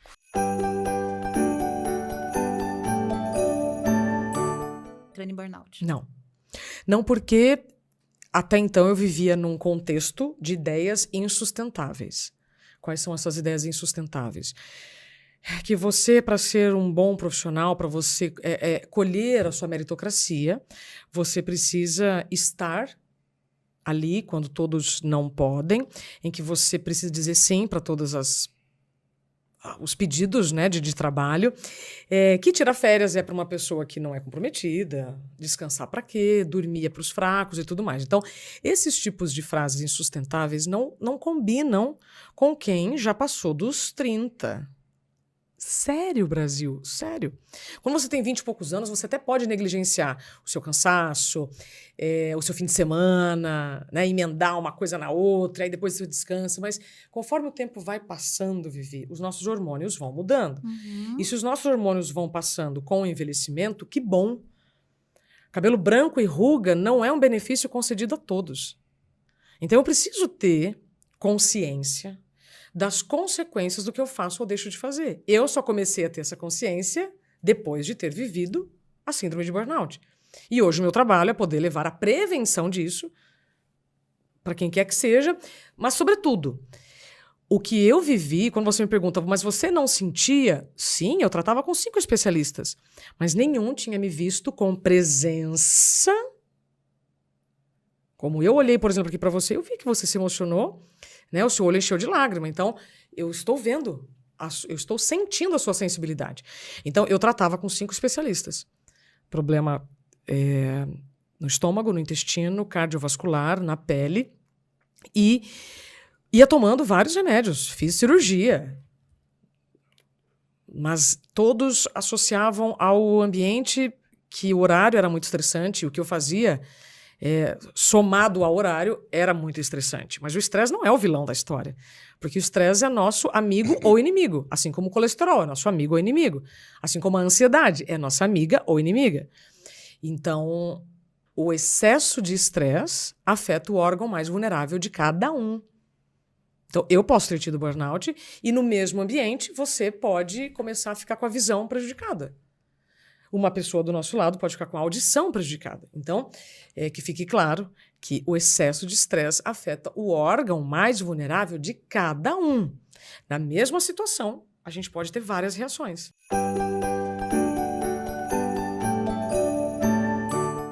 é um desafio mesmo, né? Até para nós, assim. Quando a gente fala, por exemplo, de treinamentos de hard skills, ou quando a gente fala de treinamento de vendas, você mede quanto está vendendo antes e mede quanto está vendendo depois.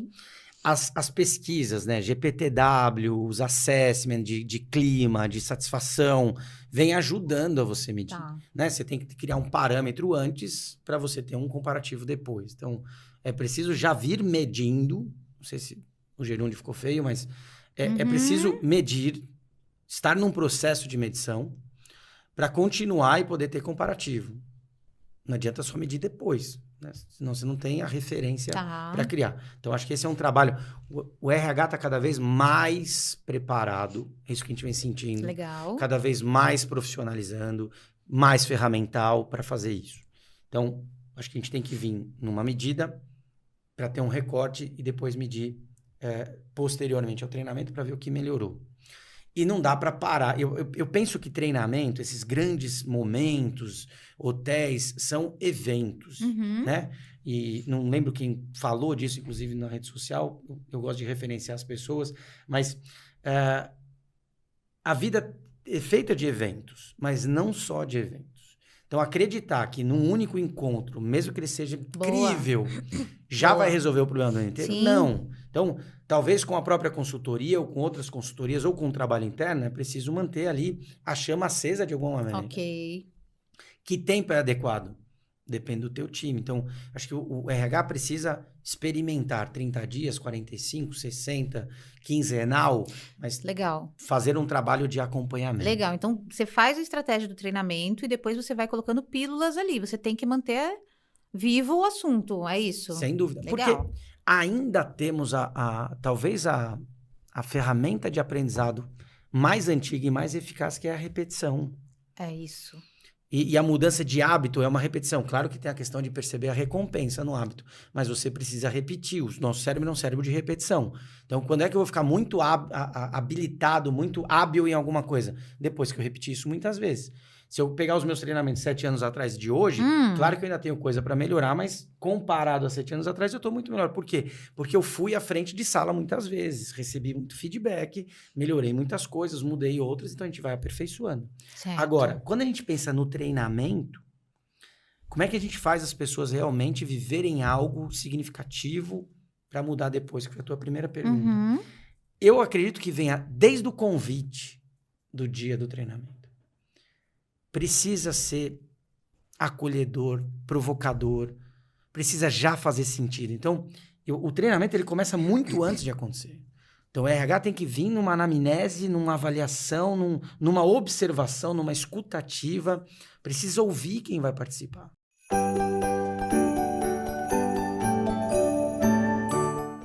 Eu tenho minhas suspeitas sobre isso. Eu precisaria de estudos psicológicos longitudinais, que são aqueles estudos em que você acompanha as mesmas pessoas, centenas ou milhares de pessoas por 20, 30 anos. Então, a gente não tem dados muito conclusivos disso. E assim, mas eu acho que num afã de suprimir a dor da derrota, talvez você tire o ímpeto da vitória, assim, né? Então, eu não sei, sinceramente, qual é o efeito final disso, assim. Porque a ambição saudável nos levou para muitos lugares. Sim. Se um maluco doido, alguns malucos, não achasse e acreditasse piamente se podia voar, ele estava indo de charrete para os lugares, entendeu? Não visitaria alguns lugares, entendeu? Então, assim, ter a ambição saudável, não precisa ser ganância, né? Mas ter a ambição saudável de evoluir, de ser... Alguém querer ser o melhor cientista, ser o primeiro cara que descobriu a cura de uma doença, ainda que você possa ter por trás uma competição, um senso de ser o melhor, um egocentrismo, talvez nos legue, né, a cura de alguma doença. Então, e esse é um ímpeto humano, né? As outras espécies animais, até onde a gente sabe, elas seguem o protocolo biológico instintivo dela e a gente fica inovando, fica fazendo coisas novas. E por trás disso está um desejo de fazer melhor, fazer diferente. É por isso que a gente evolui. É por isso que a gente está fazendo esse podcast à luz de lâmpadas LED e não de lampiões, né? Mas eu fico com medo da supressão absoluta, da competição. Acho que talvez é saber como você trabalhar isso, entendeu? Já que o problema do pódio é que o pódio tem lugar para um, né? Então, assim, é como trabalhar isso de que não vai ter lugar para todo mundo no primeiro posto do pódio. Uma equipe ganha o primeiro lugar do campeonato, as outras 19 não ganham. Uma fica em segundo, 4 são rebaixadas. Mas na vida tem um pouco disso, né? Algumas pessoas vão sendo promovidas. Eu acho que tem algo de estressante, mas tem algo de evolucionário também, quando a gente quer ir para frente, melhor. Até na academia, né? Você vê que o músculo só desenvolve se você o estressa. Sim. Né? Se você pegar, por exemplo assim, você nunca fez academia, você pega um peso de 2 quilos e fala, ai, como eu tô cansado. Aí você faz mais 5 dias, você se acostumou com 2. Se você continuar com esses 2 quilos, não acontece mais nada no seu músculo. Você tem necessariamente que pegar o peso de 3 quilos. Senão você não tem mais efeito nenhum. É nulo, é inócuo aquilo, né?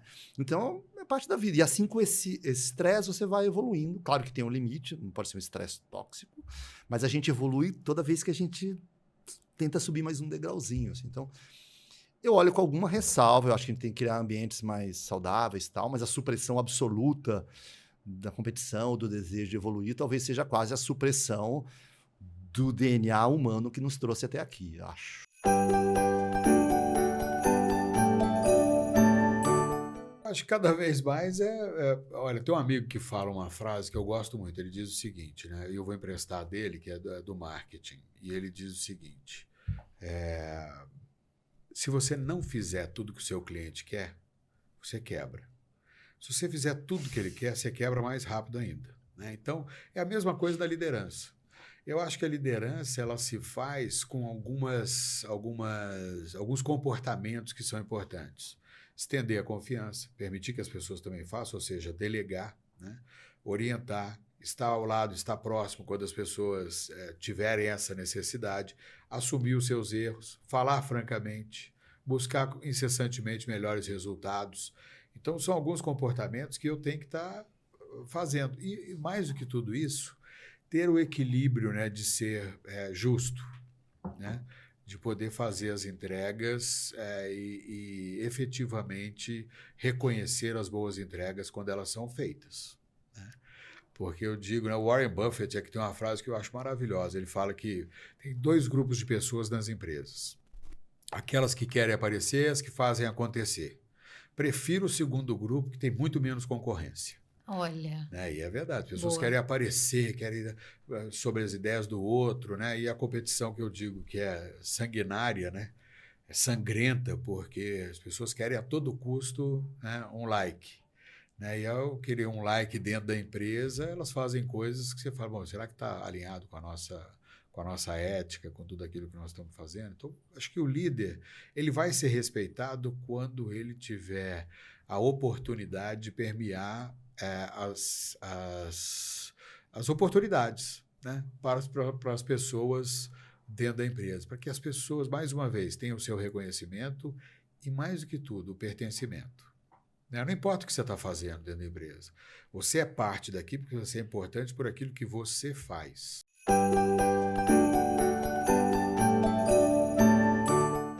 É um problema social, sem dúvida, né? E a gente vê, por exemplo, uma vez eu participei de um evento, um congresso que tem todo ano, de uma sociedade internacional chamada ISMA, que é a Sociedade Internacional de Manejo do Estresse.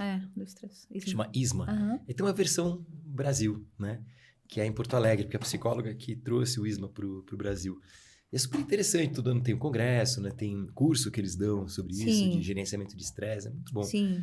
E eu participei 2 vezes, e uma vez que eu fui, estava um psicólogo americano, que na época do governo Clinton, o Clinton chamou, ele chama-se James Quick, quem quiser ver, e o Clinton chamou o James Quick para falar, olha, eu quero que você cuide da saúde mental, faça intervenções de saúde nas empresas, né, estatais americanas, aquelas milhares de funcionários.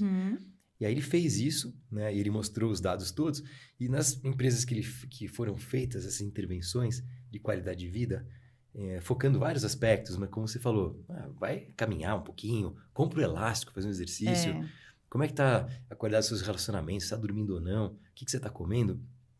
Isso fez com que diminuísse muito a sinistralidade, quer dizer, diminuiu o absenteísmo, o presenteísmo, né, e índice de suicídio nessas empresas comparadas com aquelas que não fizeram.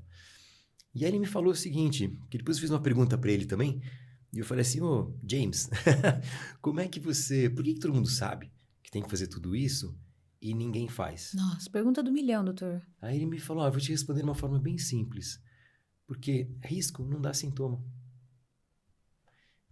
Tô sentindo nada. É verdade. Né? Achei ótima a resposta dele. Boa. E então, você vê que pequenas intervenções fazem grandes diferenças. Né? E isso, por exemplo, a gente sabe hoje que o que é mais caro numa empresa? Primeira coisa é salário. Segundo, é saúde. Né? Então, a gente vê que a saúde mental, como você estava falando no começo, tem dado uma piorada grande. Isso impacta como as pessoas vão render ou não no trabalho. Né? Então, tem o tal do absenteísmo. A pessoa não vai porque não está bem. Ok, mas o maior custo não é esse. É o presenteísmo. É a pessoa que vai, mas trabalha mal. Ela não está bem, ela não se relaciona bem com os outros que estão ali de trabalho, ela não rende. Isso custa muito mais caro para a empresa. Sem dúvida. Então, é por isso que eu vejo com muito bons olhos esses programas que existem em algumas empresas, não é em todas, infelizmente, numa minoria, mas que trabalham um pouco intervenções de qualidade de vida dentro das empresas. Sim. Né? Então, isso é uma forma muito importante de você minimizar e expandir muito o acesso, né? Sim. Tem muitas pessoas que a gente estava falando que não tem condição de consultar de forma particular, vários médicos, isso, mas você tem dentro da empresa que vai desde do funcionário mais raso da empresa até a diretoria, presidência, mas você tem intervenção ali, você consegue avaliar, estratificar risco, que chama. Você encontrar ali nichos de risco, né? É verdade. E gerenciar risco. Porque, na verdade, isso é uma forma muito mais inteligente, da minha maneira de ver, do que só correr atrás do prejuízo. Então, eu acho até que os planos de saúde gastariam muito menos dinheiro se fizesse uma estratificação de risco proativa do que só correr atrás do problema quando ele apareceu. Vamos lá. As pessoas, então, quando a gente fala, até puxando um pouquinho, né, de transição e da felicidade, como é que esses dois se sobrepõem, as pessoas, muitas vezes, o ponto de partida é saber o que elas não querem. Então, olha, não quero mais essa empresa, não quero mais esse lugar, não quero mais fazer isso, não quero mais fazer aquilo. E elas, muitas vezes, não sabem o que elas querem. Sim. Em termos de lugar, em termos de posição, em termos de realização profissional.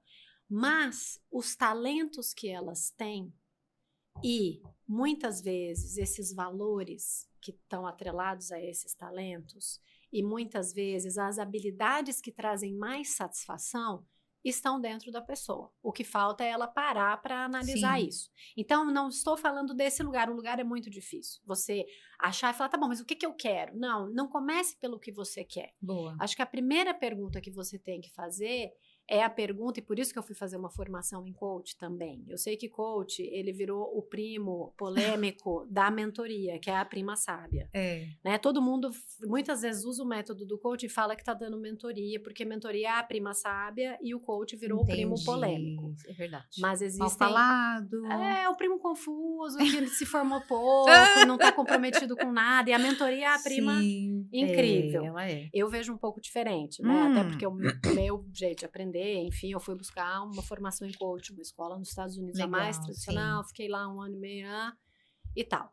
E quando você vai para o processo de coaching, você exatamente começa, muitas vezes, o ponto de partida é entender quais são seus valores.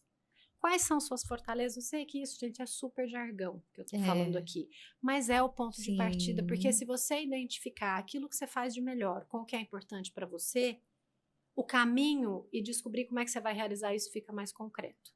O problema é que as pessoas perguntam, onde você quer estar daqui 5 anos? Gente, eu não sei onde eu quero estar amanhã.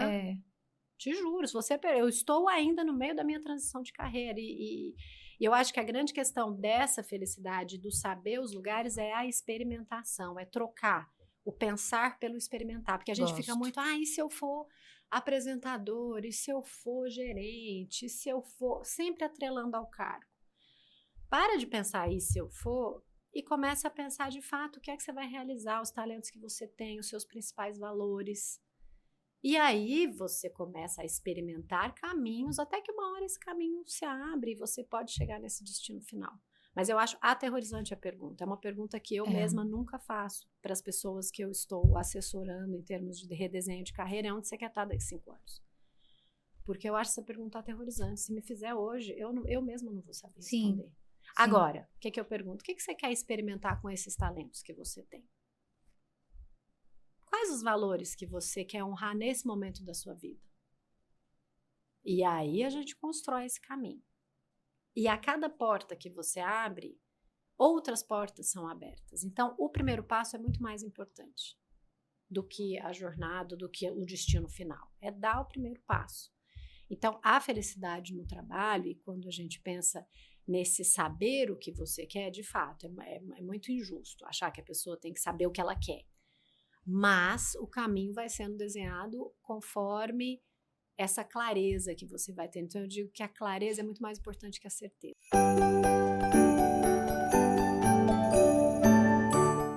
Performance, né? Segurança psicológica, ela tem a ver com alta performance. Eu levar o time para alta performance, né? Num lugar de aprendizado.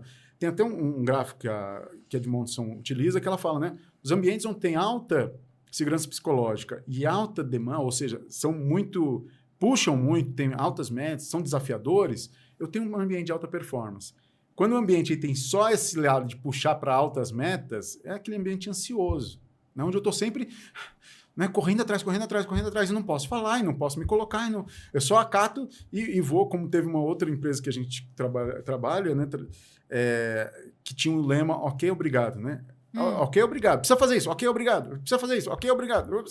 E a pessoa está estourando sem questionar, sem achar que é a melhor coisa que poderia estar sendo feita. E chega um momento que as pessoas param, né? Ou piram, ou param, ou assim... A gente acaba se habituando a uma performance muito abaixo daquilo que a gente poderia, né? Ou para chegar lá, cara, se matam ali no meio do caminho, né? Se matam figurativamente, claro. Mas, assim, são muito exigidos ao longo desse caminho para poder chegar onde precisam chegar.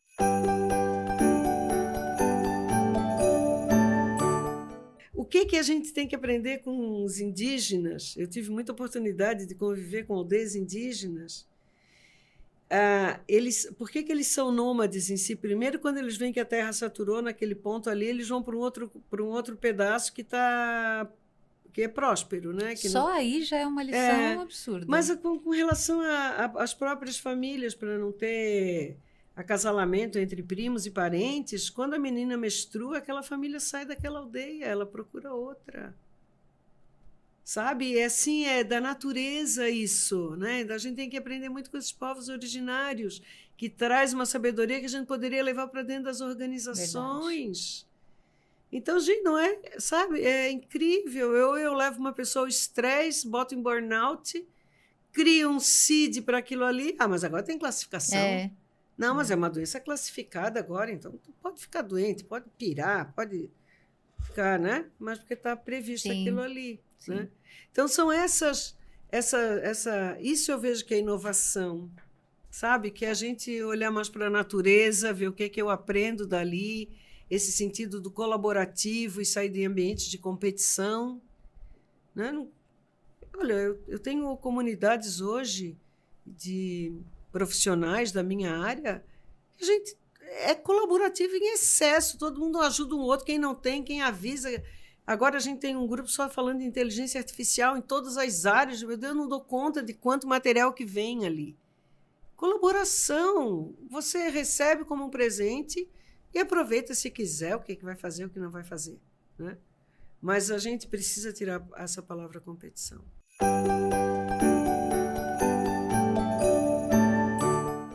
E a gente tem várias passagens, para quem é religioso, que demonstram exatamente a importância do planejamento financeiro, da organização. Perfeito. E a gente tem que sempre lembrar, Vivi, que a gente está trocando horas de vida por dinheiro.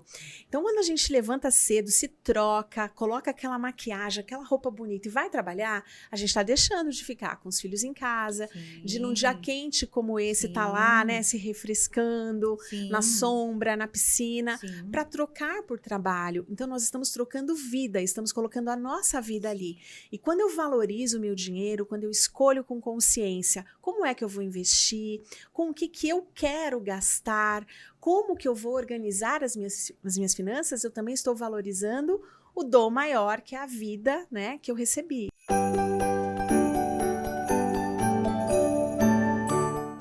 Olha, eu acho que a gente se deparou com muitas questões relativas a comportamentos humanos e a gente foi aceitando ao longo do período. Eu vou dar um exemplo. Lembra, Vivi, daquele famoso feedback sanduíche? Para quem é jovem, né? Talvez não tenha ouvido falar, mas tem muitas empresas que utilizam. Falam, então, você chega, acolhe a pessoa, coloca ela numa salinha, marca um horário com ela, às 14h23, por favor, na minha sala, vamos falar de feedback. A pessoa já está se tremendo inteira, né? Fala, nossa, meu chefe me chamou, daqui 2 semanas, às 14h23, na sala dele, vamos falar de feedback. A pessoa, imagina, já está transpirando ali, já está suando, já está com aquele frio na barriga, dor de estômago e assim por diante.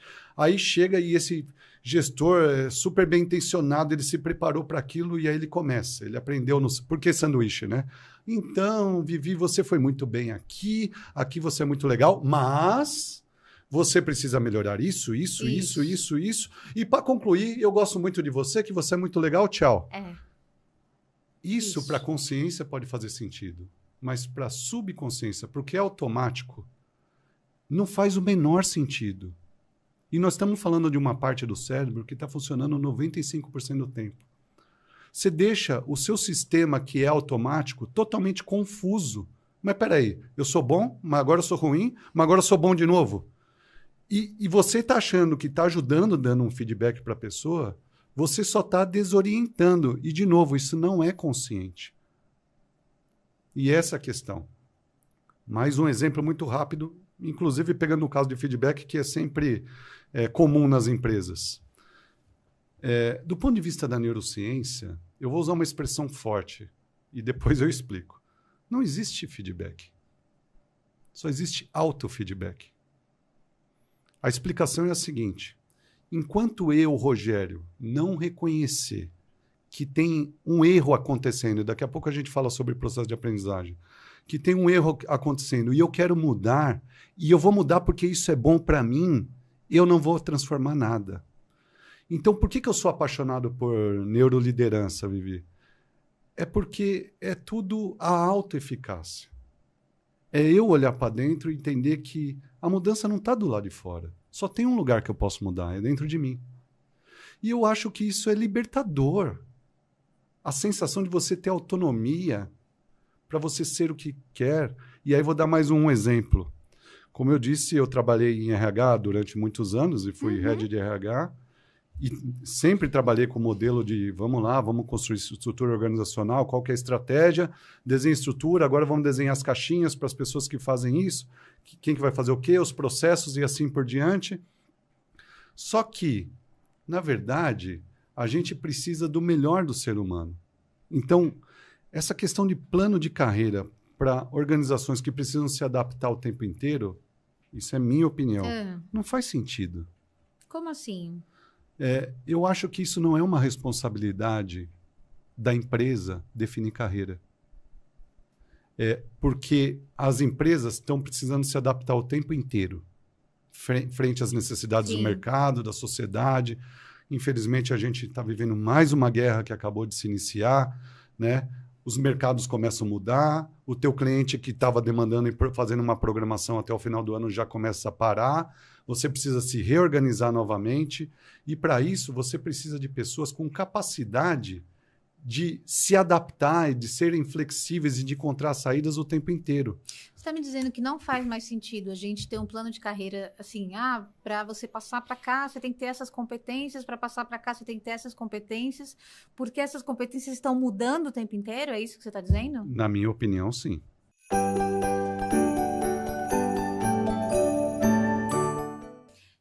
Mas se a gente quer transmitir confiança e segurança, talvez tenha um padrão aí, uma coisa, uma Com linha a certeza. se seguir, é isso? Sim, exatamente. Porque se a gente for levar também a ferro e fogo, é do jeito que eu sou, do jeito que eu quero ir, aí você já não toma banho, né? Já vai fedido ali pra reunião, já fica todo sujo, né? Usa qualquer tipo de roupa. Não, é uma valorização. Você vai num casamento com qualquer roupa? Não, você usa o traje que o convite ele tá pedindo. Você é black tie, vou usar a roupa mais formal, você não vai de chinelo. Por quê? Porque vai ser um desrespeito com pessoas que você ama, quem tá casando. A mesma coisa numa reunião, eu preciso me preparar. E eu não preciso ter roupas caras. Isso é importante a gente desmistificar. Porque muitas vezes a pessoa pensa assim, porque eu não tenho dinheiro para comprar nas lojas que são as melhores ali. Não precisa. Você pode ter poucas roupas, mas que sejam roupas boas. Você não precisa comprar 10 peças, pode comprar 2 peças, que sejam talvez de um valor um pouco maior, um investimento um pouco maior, mas que dê para você fazer diferentes combinações. E as mulheres, por exemplo, em reuniões, podem caprichar em acessórios, em alternar esses acessórios. Às vezes é um lenço, é a mesma roupa. Poxa, até a duquesa fica repetindo roupa. Por que a gente não pode repetir roupa? Né? Só que coloca um lenço, muda o seu brinco, muda o cabelo, alguns detalhes que vão enriquecendo a nossa imagem e nos deixando muito mais confiantes. Então, a nossa imagem, ela vai fazer com que a pessoa acredite mais ou menos na gente. Com certeza. E a gente se sente mais preparada, até para trabalhar em casa. Se você trabalha de pijama, com certeza a qualidade do seu trabalho não é a mesma de você estar preparado para aquele dia de trabalho. Eu não preciso usar um salto em casa, né? Nem tanto. Mas estar com uma roupa que traga o profissionalismo para aquela situação.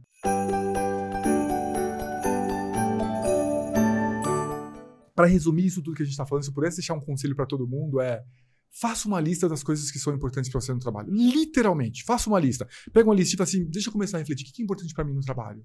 Dinheiro, líder, inspirador, ambiente, quero trabalhar com a indústria de tecnologia, quero ter experiência em comunicar, quero dar palestra. Cria essa lista, porque essa lista ela não precisa apontar para a gente um porto em que a gente vai acabar, um destino, mas ela vai nortear as nossas decisões. Porque quando a gente estiver num momento e, poxa, peraí, não estou satisfeito, deixa eu olhar para minha lista. Aí você olha para sua lista, você não tem um líder inspirador, você não está num ambiente legal, você não está trabalhando na indústria que você gostaria de trabalhar, aí é a hora de você se movimentar. E te dá clareza para mudança, né, Muita. Luciano? Te dá clareza. Muita clareza. Você olha para aquela lista, opa, agora é hora de eu começar a me movimentar, de procurar um líder inspirador, de entrar na indústria que eu quero, me preparar, estudar, fazer um curso, fazer um monte de coisas. Aí você não cai naquele problema que eu falei para você lá atrás, da pessoa chegar, qual o problema com a sua carreira? É o dinheiro. Que mais? Nada. Isso torna, eu falo que é quase um olhar medíocre para nossa carreira, sabe? Olhar para o que a gente quer e só tem uma dimensão ali, isso vai dar problema lá na frente. E o resultado é quase sempre insatisfação.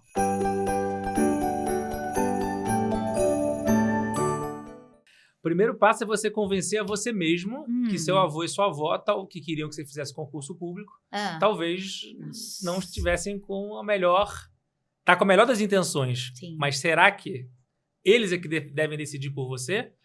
Ou essa alegoria do avô e da avó, não, mas tem um concurso público que é estabilidade, que é tranquilidade, e nada contra também quem vai por esse caminho, até porque existem poucos, mas existem intraempreendedores que carregam o piano lá na gestão pública. A questão é que muitas vezes a pessoa vai pelos motivos errados, pelos valores errados. Mas na hora que você tem que se convencer a abrir mão de um salário, a abrir mão de uma carreira estável em busca de um sonho, em busca de um propósito, em busca de resolver um problema. E aí, ao tomar a decisão de ir por esse caminho, o problema do seu potencial cliente é o seu principal objetivo de descobrir. Que problema é esse? Quem é esse cliente? Como que eu resolvo essa dor, essa necessidade, esse desejo que esse potencial cliente possui? E você tem que se convencer. Então, ao mesmo tempo, eu tenho que colocar o foco no cliente, mas ao mesmo tempo olhar para dentro e ver.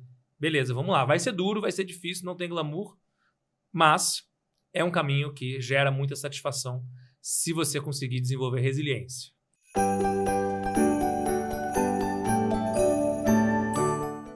Doutora, agora você falou um pouco dos sinais em crianças, né? Dos sintomas em crianças. Nos adultos, né? De repente a gente passou a vida inteira e agora que está sendo muito falado, agora que a gente tem olhado talvez pra gente, falou, nossa, peraí, eu sinto um pouco disso, como você mesmo falou. Às vezes o pai leva o filho e se enxerga e se entende tendo o mesmo transtorno. Então, nos adultos, como é que a gente começa a perceber ou se perceber alguns sinais ou sintomas que a gente deva procurar? Então, assim, só falando um pouco, né? O que é o TDAH? Então, na verdade, a gente tem que ter dois critérios diagnósticos. Então, um deles é a desatenção, desorganização, que é isso, né? É uma dificuldade de você sustentar a sua atenção, é uma distratibilidade maior do que o normal, né? Então, dando um exemplo, né? Assim, a aula em geral tem 50 minutos. A gente não fica 50 minutos. Ninguém fica 50 minutos, né? Mas a criança com TDAH passa um passarinho, daí ela olha, daí esqueceu, né? Eu, que acho que não tenho TDAH, eu olho o passarinho, viajo um pouquinho e volto pra aula, né? A pessoa que tem TDAH, não. Ela não volta mais e aí ela perde todo o conteúdo e aí ela vai se desorganizando, se atrapalhando. Então, em geral, isso é um exemplo de desatenção. Outro critério que a gente tem que ter é a hiperatividade e, na verdade, assim, é a desatenção e ou a hiperatividade e impulsividade. O que é a hiperatividade? É essa inquietação motora, que é o que eu falei que é muito comum em criança, por exemplo, em meninos. É motora, né? É uma inquietação, né? Então, eu tô aqui, eu me mexo, eu subo, eu pego a cadeira, né? Eu tô sempre me mexendo, é uma questão motora bastante importante e que, de novo, atrapalha, né? Então, em geral, as crianças do lado falam... O fulano não para quieto, não consigo prestar atenção na aula, né? E o cara tá lá subindo, descendo, até é engraçado no consultório, né? Eles entram, daí fica de ponta cabeça na cadeira, daí, né? Assim, tá sempre se mexendo, só onde não deve, né? E a impulsividade, que é isso que a gente falou, que é uma questão também motora, mas também psíquica, né? Então, tem aqueles exemplos clássicos, né? Que a pessoa não te deixa nem terminar a pergunta, já tá respondendo, e nem sabe o que tá respondendo, porque, né? Assim, você não terminou a pergunta, ela não sabe o que ela tem que responder, né? E tá sempre falando e sempre agindo, né? E depois pensando. Então, eu brinco com impulsividade é isso, a gente faz e depois pensa, né? Então, a gente tem que ter a desatenção e desorganização e ou a impulsividade e a hiperatividade, né? Então, isso é o que fecha o critério diagnóstico tanto na criança como no adulto.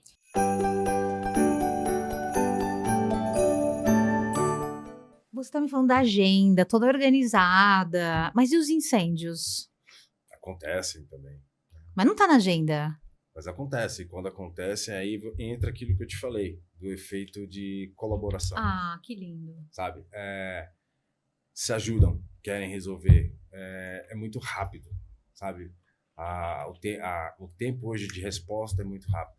Lembra quando eu falei que é comum eu receber hoje ligações de clientes elogiando o trabalho? É porque teve um incêndio em tal lugar e o time atuou de forma muito proativa, sabe? É muito comum. Você tem algum tipo de pesquisa que demonstre isso? Sim, a gente faz pesquisa com eles, com os clientes. Recebemos recentemente aí uma nota muito, muito positiva. 100% deles estão muito satisfeitos com os serviços prestados pela Vulcan. E como eu falei, é muito legal, assim, não somente pelo que foi entregue, né, pelo que foi contratado, mas pela forma como eles... Entendi. O modus operandi mudou também. Total. A fala, né, o atendimento, o gesto, a educação... Tudo isso você percebeu de diferença? Porque por causa do engajamento, provavelmente. Engajamento. Felicidade. Tá feliz ali, ele quer entregar tudo dele. Quer entregar tudo, quer fazer um papel legal, entendeu? E é muito comum, assim. Tanto é que é muito difícil você conseguir fazer um vídeo testemunho de um cliente. Geralmente os clientes não gostam disso. E com a gente não tem esse problema. A gente liga para o cliente, pede para fazer um vídeo dando testemunho sobre o trabalho que foi feito, um projeto que foi entregue, os clientes topam, fazem. E é uma área crítica, né? Uma área crítica, é um produto crítico. É o coração da empresa.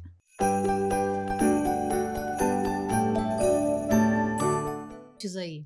Eu gosto muito de falar que criatividade não é dom, é treino. Porque eu sempre fui assim, eu fui uma criança que tinha uma imaginação bem fértil, mas eu tive um direcionamento muito poderoso para minha imaginação, que foi a recreação. Então, quando a gente é estimulado a pensar rápido com o ambiente, ter escutativa e responder rápido, a gente tem um repertório maravilhoso. Eu trabalhei com recreação com adolescente, né, Vivi? Então, eu fui treinada durante 8 anos a pensar muito rápido. Hoje eu brinco, nunca trolho o trollador. Porque a gente pensa muito rápido. E aí, quando eu comecei a me ver nesse processo criativo de responder rápido, muita gente fala, nossa, Mari, não dá pra te zoar, porque você sempre tem resposta pra tudo.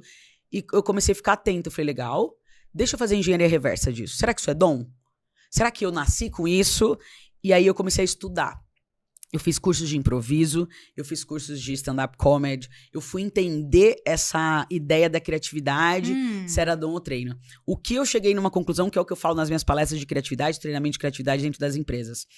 A gente precisa ampliar a nossa caixa de ferramentas. Porque o adulto, ele faz o mesmo caminho, ele toma as mesmas coisas, ele usa as mesmas roupas, ele mexe o café pro mesmo lado, ele tem sempre a mesma rotina. Como que vai caber um caminho novo aí? A gente precisa treinar novas trilhas neurais. Então, a grande sacada para isso é ouça músicas que você jamais ouviria. Experimente alguma comida que você jamais comeria, para o seu cérebro ter mais oportunidades de ferramenta. Porque a gente precisa conectar o que está desconectado. Então, quanto maior a sua caixa de ferramentas, mais rápido você vai achar o arquivo para ser criativo. Porque criatividade não é ser artista. Não é pintar um lindo quadro. A nossa criatividade ela é baseada na nossa solução de problemas. Quanto você responde rápido um problema, você é criativo.